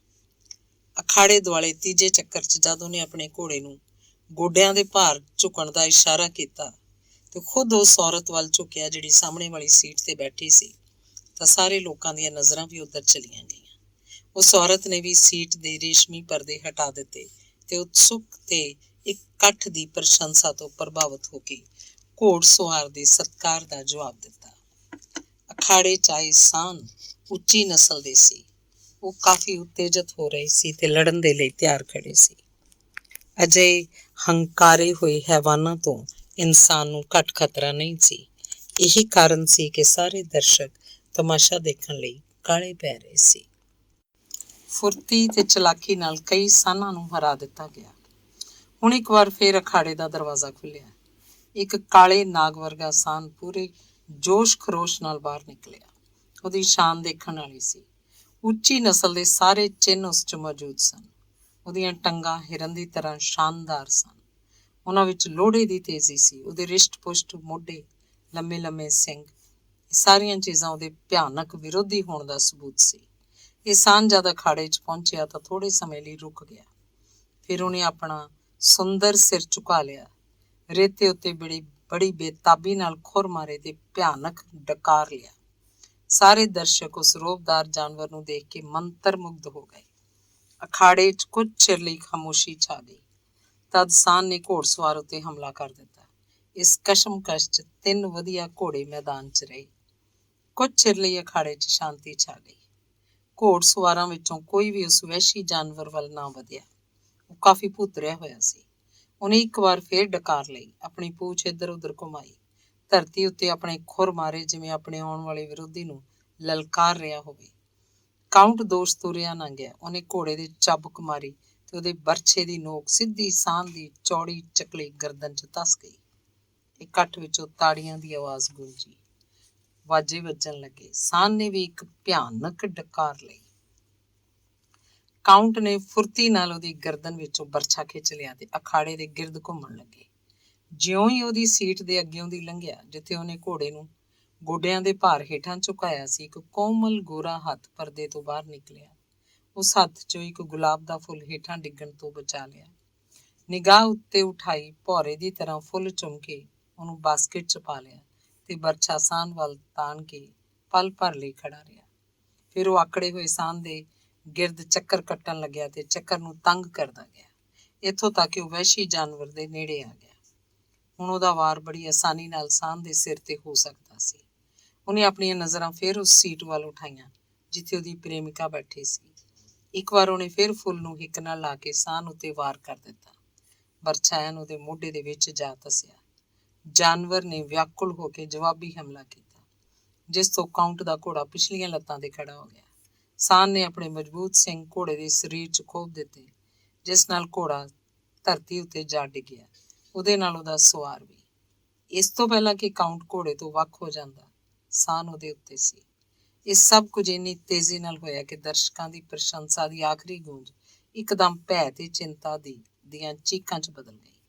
ਕਾਊਂਟ ਦੇ ਸੁਰਖ ਵਰਦੀ ਵਾਲੇ ਸਹਾਇਕ, ਜੋ ਸਾਰੇ ਦੇ ਸਾਰੇ ਦਰਬਾਰੀ ਸਨ, ਆਪਣੀ ਓਟ ਦੇ ਪਰਦੇ 'ਚ ਸਾਹਨ ਦੇ ਸਾਹਮਣੇ ਲਹਿਰਾਉਣ ਲੱਗੇ ਕਿ ਸ਼ਾਇਦ ਸਾਹਨ ਉਹਨਾਂ ਵੱਲ ਖਿੱਚਿਆ ਜਾਵੇ ਤੇ ਉਹਦੀ ਉਤੇਜਨਾ ਘੱਟ ਹੋ ਜਾਵੇ। ਪਰ ਇਹ ਸਭ ਕੁਝ ਵਿਅਰਥ ਸਿੱਧ ਹੋਇਆ, ਕਿਉਂਕਿ ਸਾਹਨ ਨੇ ਕਿਸੇ ਵੱਲ ਵੀ ਮੁੜ ਕੇ ਨਾ ਦੇਖਿਆ। ਉਹਦਾ ਸਾਰਾ ਗੁੱਸਾ ਉਸ ਲਾਸ਼ ਉੱਤੇ ਉਤਰ ਰਿਹਾ ਸੀ ਜਿਹੜੀ ਰੇਤੇ ਤੇ ਪਈ ਸੀ। ਫਿਰ ਤੂਫਾਨੀ ਜਾਨਵਰ ਇੱਕ ਜੇਤੂ ਗੌਰਵਮਈ ਅੰਦਾਜ਼ ਵਿੱਚ ਆਪਣੀ ਰੌਂਦੀ ਹੋਈ ਮਿੱਟੀ ਤੇ ਬੈਠ ਗਿਆ। ਉਹਦੇ ਮੋਹਰਲੇ ਪੈਰ ਕਾਊਂਟ ਦੀ ਲਾਸ਼ ਉੱਤੇ ਪਏ ਸੀ। ਮਾਰਕਿਊਸ ਮਾਰੀਆਕ, ਮੁਰਦਾ ਨੌਜਵਾਨ ਦਾ ਪਿਓ, ਜੋ ਕੁਝ ਪਲ ਪਹਿਲਾਂ ਆਪਣੇ ਪੁੱਤ ਦੀ ਹਿੰਮਤ ਤੇ ਹੌਸਲੇ ਸਦਕੇ ਗੌਰਵ ਤੇ ਖੁਸ਼ੀ ਨਾਲ ਭਰਪੂਰ ਆਪਣੀ ਸੀਟ ਉੱਤੇ ਬੈਠਾ ਦਰਸ਼ਕਾਂ ਦੀ ਪ੍ਰਸ਼ੰਸਾ ਤੇ ਮੁਸਕਰਾ ਰਿਹਾ ਸੀ, ਇੱਕ ਦਰਦਨਾਕ ਚੀਕ ਦੇ ਨਾਲ ਉੱਠਿਆ ਤੇ ਵਿਆਕੁਲ ਹਾਲਤ ਵਿੱਚ ਉਹਨੇ ਆਪਣਾ ਹੱਥ ਵੱਖੀ ਵੱਲ ਵਧਾਇਆ ਤਾਂ ਕਿ ਆਪਣੀ ਤਲਵਾਰ ਹੱਥ 'ਚ ਲੈ ਲਵੇ। ਉਦਾਸ ਪਿਓ ਨੇ ਆਪਣੇ ਮੁਰਦਾ ਪੁੱਤ ਉੱਤੇ ਝੁੱਕ ਕੇ ਮੱਥੇ ਦਾ ਚੁੰਮਣ ਲਿਆ। ਫਿਰ ਉੱਠਦੇ ਹੋਏ ਉਹਨੇ ਤਲਵਾਰ ਸੰਭਾਲ ਲਈ। ਬਿਨਾਂ ਆਸਤੀਨ ਦਾ ਚੋਗਾ ਉਹਦੀ ਬਾਂਹ ਉੱਤੇ ਸੀ। ਉਹ ਸਾਹਨ ਦੇ ਮੁਕਾਬਲੇ ਆ ਗਿਆ, ਜੋ ਨਵੇਂ ਵਿਰੋਧੀ ਨੂੰ ਆਉਂਦਾ ਵੇਖ ਕੇ ਇੱਕ ਵਾਰ ਫੇਰ ਆਕੜ ਗਿਆ ਸੀ। ਚਾਰੇ ਪਾਸੇ ਡੂੰਘੀ ਖਾਮੋਸ਼ੀ ਸੀ। ਸਾਰੇ ਦੇ ਸਾਰੇ ਸਮਰਾਟ ਸਮੇਤ ਅਚੰਭਤ ਹੋਏ ਖੜੇ ਸੀ। ਉਹਨਾਂ ਦੇ ਸਾਹਮਣੇ ਰੌਂਗਟੇ ਖੜੇ ਕਰ ਦੇਣ ਵਾਲਾ ਨਾਟਕ ਖੇਡਿਆ ਜਾ ਰਿਹਾ ਸੀ। ਸਾਹਨ ਨੇ ਹਮਲਾ ਕਰ ਦਿੱਤਾ, ਪਰ ਮਾਰਕਿਊਸ ਨੇ ਤਲਵਾਰ ਤੇ ਚੋਗੇ ਦੀ ਮਦਦ ਨਾਲ ਉਹਦੇ ਹਮਲੇ ਨੂੰ ਅਸਫਲ ਕਰ ਦਿੱਤਾ। ਅਚਾਨਕ ਸਮਰਾਟ ਦੀ ਸਖਤ ਚੀਕ ਸੁਣਾਈ ਦਿੱਤੀ। ਸਾਹਨ ਨੇ ਇੱਕ ਹੋਰ ਵਾਰ ਕਰ ਦਿੱਤਾ। ਇਸ ਵਾਰ ਉਹਦੇ ਸਿੰਘ ਮਾਰਕਿਊਸ ਦੀ ਛਾਤੀ ਦੇ ਬਿਲਕੁਲ ਸਾਹਮਣੇ ਸੀ। ਸਾਰੇ ਲੋਕ ਝੱਟ ਗੋਡਿਆਂ ਤੇ ਝੁੱਕ ਕੇ ਪਰਮਾਤਮਾ ਤੋਂ ਮਾਰਕਿਊਸ ਦੀ ਆਤਮਾ ਦੇ ਲਈ ਉੱਚੀ ਆਵਾਜ਼ 'ਚ ਪ੍ਰਾਰਥਨਾ ਕਰਨ ਲੱਗ ਪਏ। ਪਰ ਇੰਨੇ 'ਚ ਇੱਕ ਚਮਤਕਾਰ ਹੋ ਗਿਆ। ਬੁੱਢੇ ਮਾਰਕਿਊਸ ਤੋਂ ਇਸ ਅਸਚਰਜਨਾਕ ਕਾਰਨਾਮੇ ਦੀ ਆਸ ਨਹੀਂ ਸੀ। ਹੋਇਆ ਇਸ ਤਰ੍ਹਾਂ ਕਿ ਬੁੱਢਾ ਮਾਰਕਿਊਸ ਫੁਰਤੀ ਨਾਲ ਸਾਹਨ ਦੇ ਚੌੜੇ ਸਿਰ ਉੱਤੇ ਚੜ ਗਿਆ ਸੀ ਤੇ ਉਹਨੇ ਆਪਣੇ ਅਚੂਕ ਹੱਥ ਨਾਲ ਜਾਨਵਰ ਦੀ ਗਰਦਨ 'ਚ ਦੋਵੇਂ ਮੋਢਿਆਂ ਵਿਚਕਾਰ ਤਲਵਾਰ ਕੱਢ ਦਿੱਤੀ ਸੀ। ਉਹਨੇ ਆਪਣੇ ਜੇਤੂ ਦੁਸ਼ਮਣ ਉੱਤੇ, ਜੋ ਹੁਣ ਉਹਦੇ ਸਾਹਮਣੇ ਖੜਾ ਸੀ, ਆਖਰੀ ਨਿਰਾਸ਼ਪੂਰਨ ਨਜ਼ਰ ਮਾਰੀ, ਫਿਰ ਢੇਰੀ ਹੋ ਗਿਆ। ਅਗਲਾ ਭਾਗ। ਮਰਕਿਊਸਿਸ ਪਨਬਲ ਨੇ ਇੱਕ ਨਜ਼ਰ ਪੁਰਤਗਾਲੀ ਸਮਰਾਟ ਵੱਲ ਵੇਖਿਆ ਤੇ ਸਿਰ ਝੁਕਾ ਕੇ ਅਖਾੜੇ 'ਚ ਉਤਰ ਗਿਆ। ਦਰਸ਼ਕ ਚੁੱਪਚਾਪ ਇਹ ਦ੍ਰਿਸ਼ ਦੇਖਦੇ ਰਹੇ। ਮੰਤਰੀ ਨੇ ਬੁੱਢੇ ਮਰਕਿਊਸ ਨੂੰ ਆਪਣੇ ਜੱਫੀ 'ਚ ਲੈ ਲਿਆ। ਫਿਰ ਉਹਦੇ ਹੱਥ ਨੂੰ ਚੁੰਮਦੇ ਹੋਏ ਕੁਝ ਹੌਲੀ ਹੌਲੀ ਗੱਲ ਕਰਦਾ ਰਿਹਾ। ਇਹ ਗੱਲਾਂ ਭਾਵੇਂ ਦਰਸ਼ਕਾਂ ਦੇ ਕੰਨਾਂ ਤੱਕ ਨਹੀਂ ਆ ਸਕਦੀਆਂ ਸੀ, ਪਰ ਸਾਰੇ ਜਾਣਦੇ ਸੀ ਮੰਤਰੀ ਉਹਦੇ ਇਕਲੌਤੇ ਬੇਟੇ ਦੀ ਮੌਤ ਉੱਤੇ ਦੁੱਖ ਪ੍ਰਗਟ ਕਰ ਰਿਹਾ। ਫਿਰ ਉਹਦੇ ਤੋਂ 2 ਕਦਮ ਦੂਰ ਹਟ ਕੇ ਖੜੋ ਗਿਆ। ਬੁੱਢੇ ਮਾਰਕਿਊਸ ਨੇ ਇੱਕ ਸਰਸਰੀ ਨਿਗਾਹ ਮਜ਼ਮੇ ਉੱਤੇ ਮਾਰੀ ਤੇ ਪੁਰਤਗਾਲੀ ਸਮਰਾਟ ਵੱਲ ਦੇਖਦੇ ਹੋਏ ਉੱਚੀ ਆਵਾਜ਼ 'ਚ ਬੋਲਿਆ, ਸਮਰਾਟ ਸਾਹਿਬ ਤੇ ਪੁਰਤਗਾਲ ਦੀ ਜਨਤਾ, ਮੈਂ ਜਾਣਦਾ ਕਿ ਮੇਰੇ ਬੇਟੇ ਦੀ ਮੌਤ ਉੱਤੇ ਮੇਰੇ ਲਈ ਤੁਹਾਡੀਆਂ ਕੀ ਭਾਵਨਾਵਾਂ ਹਨ, ਪਰ ਮੈਂ ਆਪਣੇ ਇਕਲੌਤੇ ਬੇਟੇ ਦੀ ਮੌਤ ਉੱਤੇ ਦੁਖੀ ਘੱਟ ਤੇ ਸ਼ਰਮਿੰਦਾ ਵਧੇਰੇ ਹਾਂ। ਮਰਕਿਊਸ ਦੀ ਇਸ ਗੱਲ ਉੱਤੇ ਦਰਸ਼ਕ ਤੇ ਸਮਰਾਟ ਸਾਰੇ ਚੌਂਕ ਜੇ ਗਏ। ਉਹ ਫਿਰ ਕਹਿਣ ਲੱਗਿਆ, ਮੈਂ ਆਪਣੇ ਬੇਟੇ ਦੀ ਮੌਤ ਉੱਤੇ ਸ਼ਰਮਿੰਦਾ ਹਾਂ, ਇਸ ਲਈ ਕਿ ਉਹਨੇ ਆਪਣੇ ਪ੍ਰਾਣ ਵਿਅਕਤੀਗਤ ਦਿਖਾਵੇ ਤੇ ਖੁਸ਼ੀ ਲਈ ਦੇ ਦਿੱਤੇ ਹਨ। ਉਹ ਇੱਕ ਔਰਤ ਦੀ ਖੁਸ਼ੀ ਪ੍ਰਾਪਤ ਕਰਨ ਲਈ ਮਰ ਗਿਆ, ਜਦਕਿ ਦੇਸ਼ ਨੂੰ ਉਹਦੀ ਜ਼ਰੂਰਤ ਸੀ। ਉਹ ਆਪਣੇ ਪ੍ਰਾਣ ਦੇਸ਼ ਤੇ ਰਾਸ਼ਟਰ ਦੀ ਰੱਖਿਆ ਤੇ ਸਨਮਾਨ ਲਈ ਦਿੰਦਾ ਤਾਂ ਬਲੀਦਾਨ ਦਾ ਦਰਜਾ ਪਾਉਂਦਾ, ਪਰ ਉਹਨੇ ਆਪਣੇ ਲਹੂ ਨੂੰ ਇੱਕ ਅਜਿਹੇ ਬੇਲੋੜੇ ਮਨ ਦੀ ਖੁਸ਼ੀ ਲਈ ਵਹਾਇਆ ਜੋ ਸਾਡੀਆਂ ਵਹਿਸ਼ੀਆਨਾ ਭਾਵਨਾਵਾਂ ਦੀ ਸੰਤੁਸ਼ਟੀ ਦਾ ਕਾਰਨ ਤਾਂ ਹੋ ਸਕਦਾ ਹੈ, ਪਰ ਜਿਹਨੇ ਸਾਨੂੰ ਰਾਸ਼ਟਰੀ ਤਕਾਜ਼ਿਆਂ ਤੋਂ ਲਾਪਰਵਾਹ ਕਰ ਦਿੱਤਾ ਹੈ। ਇਹੀ ਵਕਤ ਤੇ ਦੌਲਤ ਜੋ ਤੁਸੀਂ ਮਨ ਦੀ ਖੁਸ਼ੀ ਲਈ ਬਰਬਾਦ ਕਰ ਰਹੇ ਹੋ, ਦੇਸ਼ ਤੇ ਰਾਸ਼ਟਰ ਦੇ ਨਿਰਮਾਣ 'ਚ ਵੀ ਕੰਮ ਆ ਸਕਦੀ ਹੈ। ਮੈਂ ਜਾਣਦਾ ਕਿ ਮੇਰੀਆਂ ਇਹ ਗੱਲਾਂ ਸਮਰਾਟ ਸਾਹਿਬ ਨੂੰ ਬੁਰੀਆਂ ਲੱਗਣਗੀਆਂ, ਇਸ ਲਈ ਮੈਂ ਆਪਣੀ ਸਜ਼ਾ ਸੁਣਨ ਦੇ ਇੰਤਜ਼ਾਰ 'ਚ ਹਾਂ। ਇਹ ਕਹਿ ਕੇ ਉਹ ਚੁੱਪ ਹੋ ਕੇ ਸਿਰ ਝੁਕਾ ਕੇ ਪੁਰਤਗਾਲੀ ਸਮਰਾਟ ਦੇ ਫੈਸਲੇ ਦਾ ਇੰਤਜ਼ਾਰ ਕਰਨ ਲੱਗਿਆ। ਸਮਰਾਟ, ਜੋ ਇਸ ਦੌਰਾਨ ਬੜਾ ਵਿਆਕੁਲ ਨਜ਼ਰੀ ਆ ਰਿਹਾ ਸੀ, ਆਪਣੀ ਸੀਟ ਉੱਤੋਂ ਉੱਠਿਆ ਤੇ ਦਰਸ਼ਕਾਂ ਉੱਤੇ ਨਿਗਾਹ ਮਾਰਦੇ ਹੋਏ ਕੰਬਦੀ ਆਵਾਜ਼ 'ਚ ਬੋਲਿਆ, ਸੁਣੋ ਪੁਰਤਗਾਲ ਦੀ ਜਨਤਾ, ਇਹ ਇਨਸਾਨ ਤੇ ਸਾਨ ਦੇ ਮੁਕਾਬਲੇ ਦਾ ਆਖਰੀ ਦੰਗਲ ਸੀ। ਧੰਨਵਾਦ। ਅਗਲੀ ਕਹਾਣੀ ਹੈ ਆਖਰੀ ਦੌੜ। ਨਿਊਜ਼ੀਲੈਂਡ ਦੀ ਕਹਾਣੀ ਹੈ ਤੇ ਲੇਖਕ ਹੈ ਬਿਲੇ ਰਾਬਰਟਸਨ। ਬਿਗਲ ਦੀ ਆਵਾਜ਼ ਡੈਨੀ ਦੇ ਕੰਨਾਂ 'ਚ ਆ ਰਹੀ ਸੀ ਤੇ ਉਹਨੂੰ ਸੁਣਦਾ ਹੋਇਆ ਉਹ ਚੁੱਪਚਾਪ ਲੇਟਿਆ ਪਿਆ ਸੀ। ਬਿਗਲ ਦੀ ਆਵਾਜ਼ ਦੇ ਨਾਲ ਨਾਲ ਉਹਨੂੰ ਸੁਣਾਈ ਦੇ ਰਿਹਾ ਸੀ ਉਹ ਬੁਲਾਵਾ, ਰੂ ਗਾਰਡਸਮੈਸ ਮਾਊਂਟੇਨ। ਇਸ ਬੁਲਾਵੇ ਰਾਹੀਂ ਜਾਕੀਆਂ ਨੂੰ ਉਸ ਜਗ੍ਹਾ ਉੱਤੇ ਜਿੱਥੇ ਘੋੜ ਦੌੜ ਸ਼ੁਰੂ ਹੁੰਦੀ ਆ ਕੇ ਆਪਣੀ ਜਗ੍ਹਾ ਲੈਣ ਨੂੰ ਕਿਹਾ ਜਾਂਦਾ ਹੈ। ਘੋੜ ਦੌੜ ਦੇ ਮੈਦਾਨ ਤੋਂ ਉਹਨੂੰ ਇੱਕ ਬੁਲਾਵਾ ਬਾਰ-ਬਾਰ ਸੁਣਾਈ ਦੇ ਰਿਹਾ ਸੀ, ਜਿਹਨੂੰ ਸੁਣ ਕੇ ਆਪਣੇ ਸਰੀਰ 'ਚ ਇੱਕ ਨਵੀਂ ਤਾਕਤ ਦਾ ਅਨੁਭਵ ਕਰ ਰਿਹਾ ਸੀ। ਉਹਨੂੰ ਜ਼ਿਆਦਾ ਤੋਂ ਜ਼ਿਆਦਾ ਤਾਕਤ ਦੀ ਲੋੜ ਸੀ। ਉਹ ਹੋਰ ਵੀ ਜ਼ਿਆਦਾ ਤਾਕਤ ਚਾਹੁੰਦਾ ਸੀ। ਡਾਕਟਰ ਨੇ ਡੈਨੀ ਦੇ ਹੋਟਲ ਦੇ ਕਮਰੇ 'ਚ ਦਾਖਲ ਹੋ ਕੇ ਡੈਨੀ ਦੇ ਸਿਰਹਾਣੇ ਰੱਖੇ ਪੁਰਾਣੇ ਟੇਬਲ ਲੈਂਪ ਨੂੰ ਹਲਕਾ ਜਿਹਾ ਘੁਮਾ ਕੇ ਉਹਦੀ ਰੌਸ਼ਨੀ ਉਹਦੇ ਚਿਹਰੇ ਉੱਤੇ ਪਾਈ। ਛੋਟਾ ਆਕਰਸ਼ਕ ਚਿਹਰਾ ਬੀਤੇ ਸਾਲਾਂ ਦੀਆਂ ਯਾਦਾਂ ਦਿਵਾਉਂਦੀਆਂ ਲਾਈਨਾਂ ਨਾਲ ਭਰਿਆ, ਜੋ ਹੁਣ ਤਾਂਬੇ ਰੰਗਾ ਹੋ ਗਿਆ ਸੀ। ਡਾਕਟਰ ਨੇ ਪੁੱਛਿਆ, ਕੀ ਉਮਰ ਹੋਏਗੀ ਤੇਰੀ ਡੈਨੀ? 52 ਤਾਂ ਹੋਣੀ ਚਾਹੀਦੀ ਹੈ। ਡੈਨੀ ਉਹਦੇ ਸਵਾਲ ਦਾ ਜਵਾਬ ਦੇ ਸਕਦਾ ਸੀ, ਪਰ ਜਵਾਬ ਦੇਣ 'ਚ ਤਾਕਤ ਖਰਚ ਹੁੰਦੀ ਸੀ ਤੇ ਉਹ ਆਪਣੀ ਤਾਕਤ ਬਚਾਉਣ 'ਚ ਲੱਗਿਆ ਹੋਇਆ ਸੀ। ਉਹਨੂੰ ਆਪਣੇ ਹੈਂਡੀਕੈਪ ਦੇ ਬਾਰੇ ਪਤਾ ਸੀ ਤੇ ਅਗਲੀ ਘੋੜ ਦੌੜ ਦੇ ਵਕਤ ਦਾ ਵੀ। ਉਸ ਵਕਤ ਉਹ ਚੁੱਪਚਾਪ ਲਿਟਿਆ ਪਿਆ ਸੀ ਤੇ ਲਿਟਿਆ ਬਿਗਲ ਨੂੰ ਸੁਣ ਰਿਹਾ ਸੀ। ਉੱਠਣ 'ਚ ਡੈਨੀ ਨੂੰ ਬੜਾ ਕਸ਼ਟ ਹੋ ਰਿਹਾ ਸੀ, ਪਰ ਡੈਨੀ ਇਹ ਕਸ਼ਟ ਸਹਿੰਦਾ ਹੋਇਆ ਵੀ ਉੱਠਿਆ ਤੇ ਫਿਰ ਉਹ ਕੱਪੜੇ ਬਦਲਣ ਲੱਗਿਆ। ਡੈਨਿਮ ਸ਼ਰਟ ਦੇ ਉੱਤੇ ਇੱਕ ਪੁਰਾਣੀ ਘਸੀ ਹੋਈ ਸਵੇਡ ਜੈਕਟ ਪਾ ਕੇ ਤੇ ਉਨੀ ਹੀ ਪੁਰਾਣੀ ਜੀਨ ਪਾਈ, ਉਹ ਕਮਜ਼ੋਰੀ ਕਰਕੇ ਕੰਬ ਰਿਹਾ ਸੀ। ਕੰਧ ਦਾ ਸਹਾਰਾ ਲੈਂਦਾ ਹੋਇਆ ਉਹ ਦਰਵਾਜ਼ੇ ਤੱਕ ਆਇਆ। ਕਮਜ਼ੋਰੀ ਇੰਨੀ ਜ਼ਿਆਦਾ ਸੀ ਕਿ ਪੌੜੀ ਉੱਤੋਂ 2 ਵਾਰ ਡਿੱਗਦਾ ਮਸਾਂ ਬਚਿਆ। ਕਮਾਲ ਦੇਖੋ, ਬਿਗਲ ਨੇ ਉਹਨੂੰ ਡਿੱਗਣ ਤੋਂ ਬਚਾਇਆ। ਉਹਨੂੰ ਬਿਗਲ ਦੀ ਆਵਾਜ਼ ਸੁਣਾਈ ਦਿੱਤੀ ਸੀ। ਇਸ ਆਵਾਜ਼ ਨੂੰ ਸੁਣ ਕੇ ਉਹ ਦੂਜੀਆਂ ਆਵਾਜ਼ਾਂ ਨੂੰ ਭੁੱਲ ਜਾਂਦਾ। ਇਸੇ ਆਵਾਜ਼ ਨੂੰ ਸੁਣ ਕੇ ਬਚਪਨ 'ਚ ਉਹ ਘਰ ਛੱਡ ਕੇ ਭੱਜ ਗਿਆ ਸੀ। ਉਦੋਂ ਤੋਂ ਹੀ ਪਤਾ ਨਹੀਂ ਕਿੰਨੇ ਮੈਦਾਨਾਂ 'ਚ ਪਤਾ ਨਹੀਂ ਕਿੰਨੇ ਬਿਗਲਾਂ ਦੀ ਆਵਾਜ਼ ਸੁਣੀ ਸੀ ਉਹਨੇ। ਉਨੀ ਦਿਨੀ ਵੀ ਜਦ ਘੋੜ ਦੌੜਦੇ ਹਰ ਕਾਰਡ ਉੱਤੇ ਉਹਦਾ ਨਾਮ ਲਿਖਿਆ ਹੁੰਦਾ ਸੀ ਤੇ ਮੈਦਾਨ 'ਚ ਬਿਗਲ ਦੀ ਆਵਾਜ਼ ਸੁਣ ਕੇ ਉਹਦੇ ਲਹੂ 'ਚ ਰਵਾਨਗੀ ਆ ਜਾਂਦੀ ਸੀ। ਜਦੋਂ ਘੋੜ ਦੌੜ ਦੇ ਅਧਿਕਾਰੀ ਤੇ ਦਰਸ਼ਕ ਉਹਨੂੰ ਭੁੱਲ ਰਹੇ ਸੀ ਤੇ ਘੋੜ ਦੌੜ ਦੇ ਮੈਦਾਨ 'ਚ ਉਹਨੂੰ ਕੋਈ ਵੀ ਕੰਮ ਦੇਣ ਲਈ ਤਿਆਰ ਨਹੀਂ ਸੀ, ਤਦ ਉਹਨੂੰ ਚੰਗੀ ਤਰ੍ਹਾਂ ਯਾਦ ਹੈ ਕਿ ਇਸ ਬਿਗਲ ਨੂੰ ਆਖਰੀ ਵਾਰ ਸੁਣ ਕੇ ਉਹਦੀਆਂ ਅੱਖਾਂ 'ਚ ਹੰਝੂ ਆ ਗਏ ਸੀ। ਪਰ ਬਿਗਲ ਦੀ ਆਵਾਜ਼ ਉਹਨੂੰ ਪਹਿਲਾਂ ਕਦੇ ਇੰਨੀ ਉਤੇਜਕ ਨਹੀਂ ਲੱਗੀ ਸੀ। ਕਿਉਂ? ਉਹ ਜਾਣਦਾ ਸੀ। ਰਾਤ ਸ਼ਾਂਤ ਤੇ ਧੁੰਦਲੀ ਸੀ। ਦੁਧੀਆ ਜੀ ਚਾਨਣੀ ਘੋੜ ਦੌੜ ਦੇ ਮੈਦਾਨ 'ਚ ਛਾਈ ਹੋਈ ਸੀ। ਇੱਕ ਸਿਰੇ ਅਸਤਬਲ ਸੀ ਜਿਸ 'ਚ ਘੋੜੇ ਬੰਨੇ ਸੀ, ਘੋੜ ਦੌੜ 'ਚ ਦੌੜਨ ਵਾਲੇ ਘੋੜੇ। ਸਾਰੇ ਘੋੜਿਆਂ ਨੂੰ ਧਿਆਨ ਨਾਲ ਦੇਖਦੇ ਹੋਏ ਡੈਨੀ 3 ਸਾਲ ਦੀ ਫਰਬੈਲੋ ਘੋੜੀ ਦੇ ਕੋਲ ਆ ਕੇ ਰੁਕ ਗਿਆ। ਜਿਵੇਂ ਹੀ ਉਹਨੇ ਫਰਬੈਲੋ ਦੀ ਪਿੱਠ ਉੱਤੇ ਹਲਕੀ ਜਿਹੀ ਲਗਾਮ ਰੱਖੀ, ਘੋੜੀ ਹੌਲੀ ਜਿਹੀ ਹਿਣਕੀ ਤੇ ਜਿਵੇਂ ਹੀ ਡੈਨੀ ਉਹਦੀ ਮਖਮਲੀ ਗਰਦਨ ਉੱਤੇ ਹੌਲੇ ਜਿਹੇ ਹੱਥ ਫੇਰਨ ਲੱਗਿਆ, ਉਹ ਸ਼ਾਂਤ ਹੋ ਗਈ ਤੇ ਪਿਆਰ ਭਰੀ ਉਤਸੁਕਤਾ ਦੇ ਨਾਲ ਡੈਨੀ ਨੂੰ ਦੇਖਣ ਲੱਗੀ। ਉਹ ਇੱਕ ਤਕੜੀ ਘੋੜੀ ਸੀ। ਬਹੁਤ ਹੌਲੇ ਤੇ ਬੜੇ ਪਿਆਰ ਨਾਲ ਡੈਨੀ ਨੇ ਫਰਬੈਲੋ ਨੂੰ ਅਸਤਬਲ 'ਚੋਂ ਬਾਹਰ ਕੱਢਿਆ। ਫਿਰ ਇੱਕ ਪੁੱਠੀ ਬਾਲਟੀ ਉੱਤੇ ਪੈਰ ਰੱਖ ਕੇ ਘੋੜੀ ਤੇ ਸਵਾਰ ਹੋ ਗਿਆ। ਸਹਾਰੇ ਦੇ ਲਈ ਫਰਬੈਲੋ ਦੇ ਮੋਢੇ ਉੱਤੇ ਝੁੱਕ ਕੇ ਉਹ ਉਹਨੂੰ ਘੋੜ ਦੌੜ ਦੇ ਮੈਦਾਨ 'ਚ ਲੈ ਆਇਆ। ਸਟਾਰਟਿੰਗ ਗੇਟ ਤੱਕ ਪਹੁੰਚਦੇ ਉਹਨੂੰ ਕਲੱਬ ਹਾਊਸ ਦੀ ਚਾਨਣੀ 'ਚ ਚਮਕਦੀ ਕੰਧ ਨੂੰ ਪਾਰ ਕਰਨਾ ਪਿਆ। ਪਹਾੜੀਆਂ ਵੱਲੋਂ ਠੰਡੀ ਹਵਾ ਆ ਕੇ ਉਹਨੂੰ ਕੰਬਾ ਰਹੀ ਸੀ, ਪਰ ਉਹਨੂੰ ਉਹ ਦੇਖ ਕੇ ਖੁਸ਼ੀ ਹੋ ਰਹੀ ਸੀ ਕਿ ਘੋੜੀ ਨੂੰ ਠੰਡ ਨਹੀਂ ਲੱਗ ਰਹੀ ਸੀ। ਉਹ ਕਾਫੀ ਖੁਸ਼ ਤੇ ਦੌੜਨ ਲਈ ਬੇਕਰਾਰ ਸੀ। ਤੇ ਹੁਣ ਸ਼ੁਰੂ ਹੋਈ ਡੈਨੀ ਦੀ ਘੋੜ ਦੌੜ। ਕਿਉਂਕਿ ਇਸ ਦੌੜ 'ਚ ਉਹ ਇਕੱਲਾ ਹੀ ਦੌੜ ਰਿਹਾ ਸੀ ਤੇ ਉਹਦੀ ਇਸ ਵਿੱਚ ਕੋਈ ਵੀ ਵਿਰੋਧੀ ਧਿਰ ਨਹੀਂ ਸੀ। ਇਸ ਲਈ ਉਹ ਜ਼ਿਆਦਾ ਤੇਜ਼ ਨਹੀਂ ਜਾ ਰਿਹਾ ਸੀ। ਕੋਈ ਦੇਖਦਾ ਤਾਂ ਸਮਝਦਾ ਕਿ ਉਹਨੇ ਅਭਿਆਸ ਸ਼ੁਰੂ ਕੀਤਾ ਹੈ। ਪਰ ਹੌਲੀ-ਹੌਲੀ ਇਕੱਲੇ ਹੁੰਦੇ ਹੋਏ ਘੋੜ ਦੌੜ ਦਾ ਬੁਖਾਰ ਉਸ ਉੱਤੇ ਸਵਾਰ ਹੋਣ ਲੱਗਾ। ਉਹਨੇ ਖਾਲੀ ਸਟੈਂਡ ਭਰੇ ਦਿਖਾਈ ਦੇਣ ਲੱਗੇ, ਜਿਸ 'ਚ ਬੈਠੇ ਅਨੇਕਾਂ ਹੀ ਦਰਸ਼ਕ ਜ਼ੋਰ-ਜ਼ੋਰ ਨਾਲ ਚਿੱਲਾ ਕੇ ਉਹਨੂੰ ਪਹਿਲੇ ਨੰਬਰ ਉੱਤੇ ਆਉਣ ਲਈ ਉਤਸ਼ਾਹਿਤ ਕਰ ਰਹੇ ਸੀ। ਉਹ ਹੁਣ ਦਰਸ਼ਕਾਂ ਦਾ ਪਿਆਰਾ ਜੌਂਕੀ ਡੈਨੀ ਸੀ। ਉਹਦਾ ਨਾਂ ਲੈ ਕੇ ਉਹਨੂੰ ਪੁਕਾਰ ਰਹੇ ਸੀ। ਉਹਨਾਂ ਨੇ ਉਹਦੀ ਘੋੜੀ ਤੇ ਵੱਡੀਆਂ-ਵੱਡੀਆਂ ਰਕਮਾਂ ਲਾਈਆਂ ਹੋਈਆਂ ਸੀ। ਉਹਨਾਂ ਨੂੰ ਕਿਵੇਂ ਨਿਰਾਸ਼ ਕਰ ਸਕਦਾ ਸੀ? ਉਹ ਅੱਵਲ ਆ ਕੇ ਹੀ ਦਿਖਾਏਗਾ, ਉਹ ਜ਼ਰੂਰ ਅੱਵਲ ਆਏਗਾ। ਜਿਵੇਂ ਹੀ ਉਹਨੂੰ ਫਿਨਿਸ਼ਿੰਗ ਲਾਈਨ ਦਿਖਾਈ ਦਿੱਤੀ, ਉਹਦੇ ਕੰਨਾਂ 'ਚ ਬਿਗਲ ਦੀ ਆਵਾਜ਼ ਹੋਰ ਤੇਜ਼ ਹੋ ਗਈ।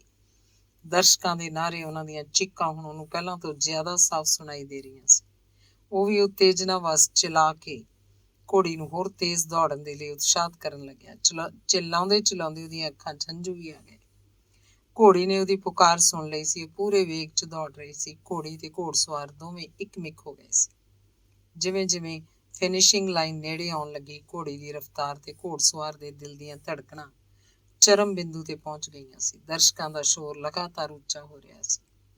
ਡੈਨੀ ਉਤੇਜਨਾ ਕਰਕੇ ਆਪਣੇ ਹੋਸ਼ੋ-ਹਵਾਸ ਖੋ ਬੈਠਿਆ। ਉਹਨੂੰ ਪਤਾ ਨਹੀਂ ਸੀ ਕਿ ਫਿਨਿਸ਼ਿੰਗ ਲਾਈਨ ਪਾਰ ਕਰਨ ਤੋਂ ਮਗਰੋਂ ਉਹਦੀ ਘੋੜੀ ਦਾ ਕੀ ਹੋਇਆ।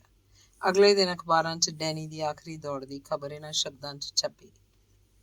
ਘੋੜ ਦੌੜ ਦੇ ਪ੍ਰੇਮੀ ਫਰਬੈਲੋ ਨਾਂ ਦੀ ਘੋੜੀ ਦੀ ਪ੍ਰਸਿੱਧੀ ਤੋਂ ਭਲੀ ਭਾਂਤ ਜਾਣੂ ਸਨ। ਹਾਲ ਹੀ ਇੱਕ ਯੁੱਧਕਾਲੀਨ ਹਾਲਤਾਂ ਦੇ ਕਾਰਨ ਮੁਲਤਵੀ ਕੀਤੀ ਗਈ ਸ਼ਾਤਾ ਬੈਨੀਤਾ ਹੈਂਡੀਕੈਪ ਘੋੜ ਦੌੜ ਵਿੱਚ ਉਹਦੀ ਪਹਿਲੇ ਨੰਬਰ ਤੇ ਆਉਣ ਦੀ ਪੂਰੀ ਉਮੀਦ ਸੀ, ਕਿਉਂਕਿ ਇਸ ਘੋੜ ਦੌੜ ਦੇ ਮੁਲਤਵੀ ਹੋਣ ਦਾ ਐਲਾਨ ਹੋ ਚੁੱਕਾ ਸੀ। ਇਸ ਲਈ ਉਹਨੂੰ ਪੂਰਬ ਤੱਟ ਦੇ ਹੋਣ ਵਾਲੀ ਇੱਕ ਵੱਡੀ ਘੋੜ ਦੌੜ 'ਚ ਭਾਗ ਲੈਣ ਲਈ ਪਾਣੀ ਦੇ ਜਹਾਜ਼ ਰਾਹੀਂ ਕੁਝ ਦਿਨਾਂ ਮਗਰੋਂ ਭੇਜਿਆ ਜਾਣਾ ਸੀ। ਕੱਲ ਰਾਤ ਇਸ ਨਾਮਵਰ ਘੋੜੀ ਨੂੰ ਅਭਿਆਸ ਕਰਨ ਦਾ ਇੱਕ ਅਚਨਚੇਤੀ ਤੇ ਸੁਨਹਿਰੀ ਮੌਕਾ ਮਿਲਿਆ। ਇੱਕ ਭੂਤਪੂਰਵ ਜੌਂਕੀ ਡੈਨੀ ਰੀਡ ਦੇ ਕਾਰਨ। ਰੀਡ ਨੇ ਕੱਲ ਰਾਤ ਉਹਨੂੰ ਅਸਤਬਲ ਵਿੱਚੋਂ ਕੱਢ ਕੇ ਉਸ ਉੱਤੇ ਸਵਾਰੀ ਕੀਤੀ ਤੇ ਉਹਦੇ ਨਾਲ ਮੈਦਾਨ ਦਾ ਪੂਰਾ ਚੱਕਰ ਲਾਇਆ। ਘੋੜ ਦੌੜ ਦੇ ਅੰਤ ਵਿੱਚ ਡੈਨੀ ਰੀਡ, ਜਿਹਨੂੰ ਘੋੜ ਦੌੜ ਦੇ ਮੈਦਾਨ ਦਾ ਚੱਕਰ ਲਾਉਂਦੇ ਅਕਸਰ ਦੇਖਿਆ ਜਾਂਦਾ ਸੀ, ਦਿਲ ਦੀ ਧੜਕਣ ਬੰਦ ਹੋ ਜਾਣ ਕਰਕੇ ਮਰਿਆ ਪਾਇਆ ਗਿਆ। ਘੋੜੀ ਠੀਕ-ਠਾਕ ਅਸਤਬਲ 'ਚ ਮੁੜ ਆਈ ਸੀ। ਰੀਡ ਦੇ ਕੁਝ ਮਿੱਤਰਾਂ ਨੇ ਉਹਦੀ ਦੁਖਦਾਈ ਮੌਤ ਦੀ ਖਬਰ ਸੁਣ ਕੇ ਸਾਡੇ ਪ੍ਰਤੀਨਿਧ ਨੂੰ ਦੱਸਿਆ। ਰੀਡ ਨੂੰ ਜੰਕੀ ਦੇ ਅਹੁਦੇ ਤੋਂ ਰਿਟਾਇਰ ਹੋਏ ਹਾਲਾਂਕਿ ਕਈ ਸਾਲ ਹੋ ਗਏ ਸੀ, ਤਦ ਵੀ ਉਹ ਸਾਨੂੰ ਸਾਰਿਆਂ ਨੂੰ ਕਿਹਾ ਕਰਦਾ ਸੀ ਕਿ ਉਹਦੀ ਆਖਰੀ ਦੌੜ ਦੌੜਨੀ ਬਾਕੀ ਹੈ ਤੇ ਆਖਰੀ ਦੌੜ ਮੇਰੇ ਜੀਵਨ ਦੀ ਸ਼ਾਇਦ ਸਭ ਤੋਂ ਸ਼ਾਨਦਾਰ ਦੌੜ ਹੋਏਗੀ।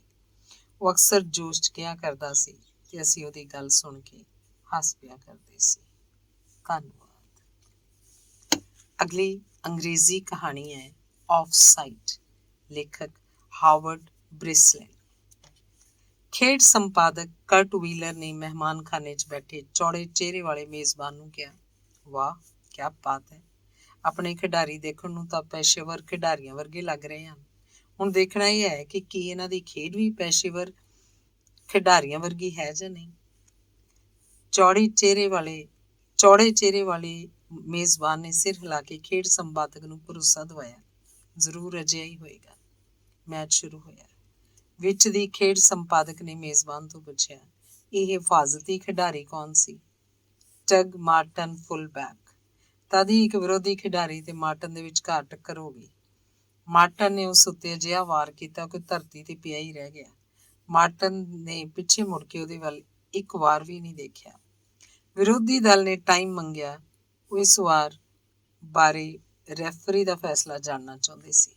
ਰੈਫਰੀ ਦੇ ਕਹਿਣ ਉੱਤੇ ਖੇਡਣ ਲਈ ਰਾਜ਼ੀ ਹੋਣ ਤੋਂ ਪਹਿਲਾਂ ਵਿਰੋਧੀ ਦਲ ਦੇ ਖਿਡਾਰੀਆਂ ਨੇ ਬਹੁਤ ਰੌਲਾ ਪਾਇਆ ਤੇ ਮਾਰਟਨ ਦੇ ਦਲ ਦੇ ਖਿਡਾਰੀਆਂ ਨੂੰ ਬਹੁਤ ਗਾਲਾਂ ਕੱਢੀਆਂ, ਪਰ ਮਾਰਟਨ ਤੇ ਉਹਦੇ ਸਾਥੀਆਂ ਨੇ ਉਹਦੇ ਜਵਾਬ 'ਚ ਕੁਝ ਨਹੀਂ ਕਿਹਾ। ਖੇਡ ਸ਼ੁਰੂ ਹੁੰਦੇ ਹੀ ਵਿਰੋਧੀ ਦਲ ਦੇ ਦੋ ਖਿਡਾਰੀ ਪਤਾ ਨਹੀਂ ਕਿੱਥੋਂ ਆ ਕੇ ਮਾਰਟਨ ਉੱਤੇ ਟੁੱਟ ਪਏ। ਹਾਲਾਂਕਿ ਉਹ ਬਾਲ ਤੋਂ ਕਾਫੀ ਦੂਰ ਸੀ, ਪਰ ਮਾਰਟਨ ਡਿੱਗਿਆ ਨਹੀਂ। ਉਹਨੇ ਆਪਣੇ ਆਪ ਨੂੰ ਸੰਭਾਲੀ ਰੱਖਿਆ। ਖੇਡ ਸੰਪਾਦਕ ਨੇ ਆਪਣੇ ਮੇਜ਼ਬਾਨ ਨੂੰ ਕਿਹਾ, ਲੱਗਦਾ ਇਹ ਲੋਕ ਹੁਣ ਮਾਰਟਨ ਨੂੰ ਜ਼ਖਮੀ ਕੀਤੇ ਬਿਨਾਂ ਨਹੀਂ ਛੱਡਣਗੇ। ਕੀ ਤੁਹਾਡੇ ਦਲ ਦੇ ਖਿਡਾਰੀ ਇਹਦੇ ਜਵਾਬ 'ਚ ਕੁਝ ਨਹੀਂ ਕਰਨਗੇ? ਨਹੀਂ, ਬੜੀ ਸ਼ਾਂਤੀ ਨਾਲ ਮੇਜ਼ਬਾਨ ਨੇ ਕਿਹਾ। ਉਹਨਾਂ ਨੂੰ ਜਵਾਬੀ ਹਮਲਾ ਕਰਨ ਦੀ ਆਗਿਆ ਨਹੀਂ ਹੈ। ਜੇ ਉਹਨਾਂ ਨੇ ਅਜਿਹਾ ਕੀਤਾ ਤਾਂ ਅੱਗੇ ਉਹਨਾਂ ਨੂੰ ਖੇਡਣ ਦੇ ਮੌਕੇ ਨਹੀਂ ਦਿੱਤੇ ਜਾਣਗੇ।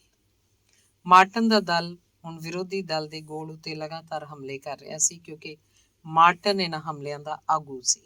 ਇਸ ਲਈ ਵਿਰੋਧੀ ਦਲ ਦੇ ਖਿਡਾਰੀ ਆਪਣਾ ਬਹੁਤਾ ਧਿਆਨ ਉਹਦੇ ਉੱਤੇ ਹੀ ਕੇਂਦਰਿਤ ਕਰ ਰਹੇ ਸੀ।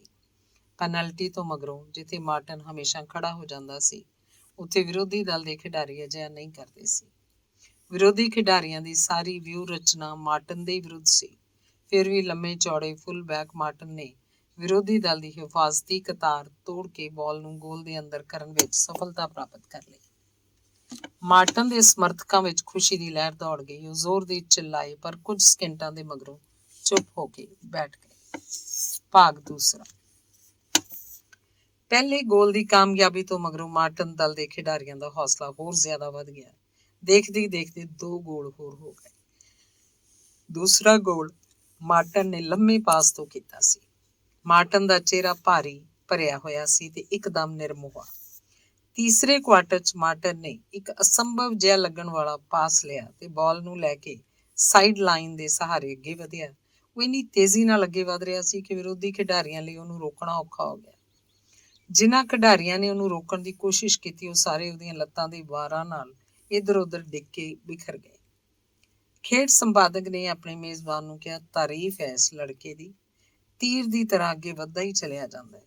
ਗਜ਼ਬ ਦੀ ਫੁਰਤੀ ਤੇ ਹਿੰਮਤ ਹੈ ਇਸ ਵਿੱਚ। ਇਸੇ ਲਈ ਤਾਂ ਇਹਨੂੰ ਦਲ 'ਚ ਸ਼ਾਮਲ ਕੀਤਾ ਗਿਆ। ਰੈਫਰੀ ਨੇ ਮਾਰਟ ਨੂੰ ਆਫ ਸਾਈਡ ਦੱਸਿਆ। ਬਹੁਤ ਸਾਰੇ ਖਿਡਾਰੀ ਉਹਦੇ ਦੁਆਲੇ ਜਮ੍ਹਾਂ ਹੋ ਕੇ ਵਾਦ ਵਿਵਾਦ ਕਰਨ ਲੱਗੇ। ਰੈਫਰੀ ਬਰਾਬਰ ਆਪਣੀਆਂ ਬਾਹਾਂ ਹਿਲਾ ਰਿਹਾ ਸੀ। ਮਾਰਟਨ ਨੇ ਆਪਣੇ ਵੱਲੋਂ ਰੈਫਰੀ ਦੇ ਫੈਸਲੇ ਨੂੰ ਚੁਣੌਤੀ ਦੇਣ ਦੀ ਕੋਸ਼ਿਸ਼ ਨਹੀਂ ਕੀਤੀ। ਉਹ ਆਪਣੀ ਜਗ੍ਹਾ ਉੱਤੇ ਜਾ ਕੇ ਚੁੱਪਚਾਪ ਖੜਾ ਹੋ ਗਿਆ। ਉਹਦਾ ਚਿਹਰਾ ਨਿਰਵਿਕਾਰ ਸੀ, ਪਰ ਉਹਦੀਆਂ ਮੁੱਠੀਆਂ ਕੱਸੀਆਂ ਹੋਈਆਂ ਸਨ। ਖੇਡ ਸ਼ੁਰੂ ਹੁੰਦੇ ਸਾਰ ਵਿਰੋਧੀ ਦਲ ਦੇ ਖਿਡਾਰੀ ਅੱਗੇ ਵਧੇ। ਮਾਰਟਨ ਨੇ ਆਪਣੇ ਇੱਥੇ ਹਾਫ ਬੈਕ ਨੂੰ ਆਪਣੀ ਜਗ੍ਹਾ ਬਦਲਣ ਲਈ ਕਿਹਾ। ਜਦੋਂ ਉਹਨੇ ਜਗ੍ਹਾ ਬਦਲ ਲਈ ਤਾਂ ਖੁਦ ਵੱਟ ਖਾਂਦਾ ਹੋਇਆ ਅੱਗੇ ਵਧਿਆ। ਜਿਉਂ ਹੀ ਬਾਲ ਉਹਦੇ ਕੋਲ ਆਈ, ਉਹ ਵਿਰੋਧੀ ਰੱਖਿਆ ਕਤਾਰ ਵੱਲ ਇਸ ਤਰ੍ਹਾਂ ਵਧਿਆ ਜਿਵੇਂ ਉੱਥੇ ਹੈ ਹੀ ਨਹੀਂ ਸੀ। ਜਦ ਇੱਕ ਵਿਰੋਧੀ ਖਿਡਾਰੀ ਨੇ ਪਿੱਛੋਂ ਆ ਕੇ ਉਹ ਤੋਂ ਬਾਲ ਖੋਹਣੀ ਚਾਹੀ ਤਾਂ ਉਹਨੇ ਬਿਨਾਂ ਉਸ ਵੱਲ ਦੇਖੇ ਉਹਦੇ ਇੱਕ ਅਜਿਹੀ ਲੱਤ ਮਾਰੀ ਕਿ ਉਹ ਧੜਮ ਦੇ ਕੇ ਹੇਠਾਂ ਜਾ ਡਿੱਗਿਆ ਤੇ ਮਾਰਟਨ ਵੀ। ਪਰ ਉਹ ਤੁਰੰਤ ਉੱਠ ਕੇ ਖੜਾ ਹੋ ਗਿਆ ਤੇ ਉਛਲਦੀ ਬਾਲ ਵੱਲ ਝਪਟਿਆ। ਝਪਟਦੇ ਹੀ ਵਿਰੋਧੀ ਦਲ ਦਾ ਇੱਕ ਖਿਡਾਰੀ ਉਹਦੇ ਸਾਹਮਣੇ ਆ ਗਿਆ ਤੇ ਧੱਕਾ ਲੱਗਦੇ ਹੀ ਇਵੇਂ ਡਿੱਗਿਆ ਜਿਵੇਂ ਉਸ ਉੱਤੇ ਗੋਲੀ ਚੱਲੀ ਹੋਵੇ। ਆਵਾਜ਼ ਵੀ ਗੋਲੀ ਚੱਲਣ ਵਰਗੀ ਹੋਈ ਸੀ। ਬਾਲ ਅੰਤ ਮਾਰਟਨ ਦੇ ਕਬਜ਼ੇ 'ਚ ਆ ਗਈ। ਤਾੜੀ ਵਜਾਉਂਦਾ ਹੋਇਆ ਖੇਡ ਸੰਪਾਦਕ ਆਪਣੇ ਮੇਜ਼ਬਾਨ ਵੱਲ ਮੁੜਿਆ, ਪਰ ਉਹਦਾ ਮੇਜ਼ਬਾਨ ਉਸ ਵਾਂਗ ਮਾਰਟਨ ਦੀ ਹੌਸਲੇ ਭਰੀ ਪ੍ਰਦਰਸ਼ਨੀ ਉੱਤੇ ਖੁਸ਼ ਨਹੀਂ ਸੀ। ਉਹ ਫਿਕਰਮੰਦ ਸੀ। ਉਹਦੇ ਮੱਥੇ ਉੱਤੇ ਤਿਉੜੀਆਂ ਸਨ। ਉਹਨੇ ਬੁੜਬੁੜਾਉਂਦੇ ਹੋਏ ਕਿਹਾ, ਮੈਨੂੰ ਇਸੇ ਗੱਲ ਦਾ ਡਰ ਸੀ। ਵਿਰੋਧੀ ਦਲ ਦੇ ਜਿਹੜੇ ਖਿਡਾਰੀ ਮਾਰਟਨ ਨਾਲ ਜੂਝੇ ਸੀ, ਉਹ ਸਾਰੇ ਧਰਤੀ ਉੱਤੇ ਚਿੱਤ ਪਏ ਸੀ। ਇੱਕ ਨੇ ਬੜੀ ਮੁਸ਼ਕਲ ਨਾਲ ਉੱਠਣ ਦੀ ਕੋਸ਼ਿਸ਼ ਕੀਤੀ, ਪਰ ਲੜਖੜਾ ਕੇ ਫਿਰ ਉੱਥੇ ਡਿੱਗ ਪਿਆ। ਮਾਰਟਨ ਨੇ ਇਹਨਾਂ ਡਿੱਗੇ ਹੋਏ ਖਿਡਾਰੀਆਂ ਦੀ ਕੋਈ ਪਰਵਾਹ ਨਹੀਂ ਕੀਤੀ। ਉਹ ਆਪਣੇ ਸਾਥੀਆਂ ਨੂੰ ਇਸ਼ਾਰੇ ਨਾਲ ਦੱਸ ਰਿਹਾ ਸੀ ਕਿ ਅਗਲੇ ਖੇਡ ਦੇ ਲਈ ਆਪੋ ਆਪਣੀ ਜਗ੍ਹਾ ਉੱਤੇ ਜਾ ਕੇ ਹਮਲੇ ਦੇ ਲਈ ਤਿਆਰ ਹੋ ਜਾਣ। ਜਦੋਂ ਰੈਫਰੀ ਨੇ ਟਾਈਮ ਦੇ ਲਈ ਸੀਟੀ ਵਜਾਈ ਤਾਂ ਉਹ ਝੁੰਝਲਾ ਕੇ ਰਹਿ ਗਿਆ। ਝੁੰਝਲਾਹਟ ਉਹਦੇ ਚਿਹਰੇ ਉੱਤੇ ਸਾਫ਼ ਦਿਖਾਈ ਦੇ ਰਹੀ ਸੀ। ਪਹਿਲੀ ਵਾਰ ਉਹ ਬੇਚੈਨ ਤੇ ਅਸ਼ਾਂਤ ਸੀ। ਖੇਡ ਸੰਪਾਦਕ ਦੇ ਮੇਜ਼ਬਾਨ ਨੇ ਉਹਨੂੰ ਕਿਹਾ, ਦੇਖਿਆ ਤੁਸੀਂ, ਕਰਟ ਆਫ ਸਾਈਡ ਕਰਨ ਉੱਤੇ ਉਹ ਗੋਲ ਕਰਨੋਂ ਰਹਿ ਗਿਆ। ਹੁਣ ਮਾਰਟਨ ਫੇਰ ਇੱਕ ਹੋਰ ਗੋਲ ਕਰਨ ਦੇ ਲਈ ਬੇਕਰਾਰ ਹੈ ਤੇ ਜਦ ਤੱਕ ਉਹ ਗੋਲ ਨਹੀਂ ਕਰ ਲਏਗਾ ਤਦ ਤੱਕ ਜੋ ਵੀ ਖਿਡਾਰੀ ਉਹਦੇ ਸਾਹਮਣੇ ਆਏਗਾ ਉਹ ਚਿੱਤ ਹੋ ਕੇ ਡਿੱਗੇਗਾ। ਖੇਡ ਸੰਪਾਦਕ ਦੀ ਸਮਝ ਕੁਝ ਨਹੀਂ ਆਇਆ। ਉਹਨੇ ਮੋਢੇ ਹਿਲਾਉਂਦੇ ਹੋਏ ਕਿਹਾ, ਪਰ ਇਸ 'ਚ ਮਾੜਾ ਕੀ ਹੈ, ਗਲਤ ਕੀ ਹੈ? ਇਹ ਸਭ ਤਾਂ ਇਸ ਖੇਡ ਵਿੱਚ ਹੁੰਦਾ ਹੀ ਹੈ।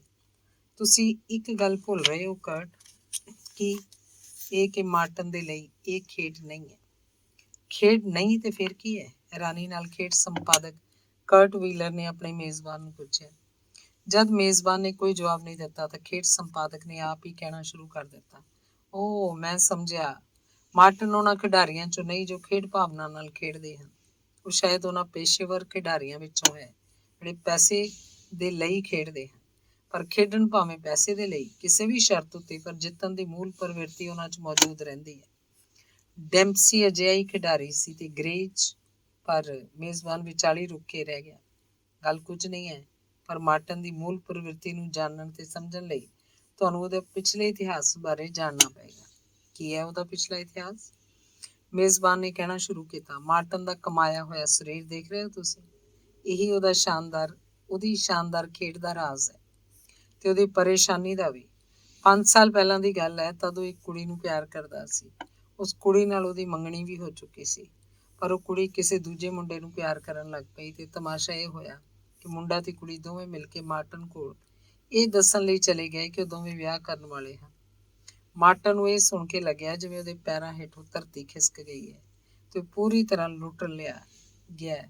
ਉਹ ਆਪਣਾ ਆਪ ਖੋ ਬੈਠਿਆ ਤੇ ਪ੍ਰੇਮਿਕਾ ਦੇ ਹੋਣ ਵਾਲੇ ਪਤੀ ਦਾ ਕਤਲ ਕਰ ਦਿੱਤਾ। ਉਹ ਖੇਡ ਸੰਪਾਦਕ ਨੇ ਕਿਹਾ, ਤਾਂ ਇਹ ਅੱਜ ਕੱਲ੍ਹ ਜੇਲ੍ਹ 'ਚ ਉਮਰ ਕੈਦ ਦੀ ਸਜ਼ਾ ਭੁਗਤ ਰਿਹਾ। ਠੀਕ ਅੰਦਾਜ਼ਾ ਲਾਇਆ ਤੁਸੀਂ, ਮੇਜ਼ਬਾਨ ਨੇ ਜੋ ਵਾਰਡਨ ਵੀ ਸੀ ਕਿਹਾ। ਤਦ ਦਰਸ਼ਕਾਂ ਦੀਆਂ ਤਾੜੀਆਂ ਦੀ ਆਵਾਜ਼ ਸੁਣ ਕੇ ਖੇਡ ਸੰਪਾਦਕ ਨੇ ਮੈਦਾਨ ਵੱਲ ਦੇਖਿਆ, ਜਿੱਥੇ ਮਾਰਟਨ ਨੇ ਕੈਦੀਆਂ ਦੇ ਦਲ ਵੱਲੋਂ ਜੇਲ੍ਹ ਕਰਮਚਾਰੀਆਂ ਦੇ ਦਲ ਉੱਤੇ ਇੱਕ ਹੋਰ ਗੋਲ ਕਰ ਦਿੱਤਾ ਸੀ। ਹੁਣ ਤੱਕ ਉਹਨੇ 4 ਵਿੱਚੋਂ 3 ਗੋਲ ਆਪ ਕੀਤੇ ਸੀ। ਆਪਣੀ ਹੈਟ੍ਰਿਕ ਤਿੱਕੜੀ ਦੇ ਕ੍ਰਿਸ਼ਮੇ ਉੱਤੇ ਉਹ ਪਹਿਲੀ ਵਾਰ ਹੱਸ ਰਿਹਾ ਸੀ। ਉਹਦੇ ਸਫੈਦ ਚਮਕੀਲੇ ਦੰਦ ਧੁੱਪ ਵਿੱਚ ਚਮਕ ਰਹੇ ਸੀ। ਧੰਨਵਾਦ।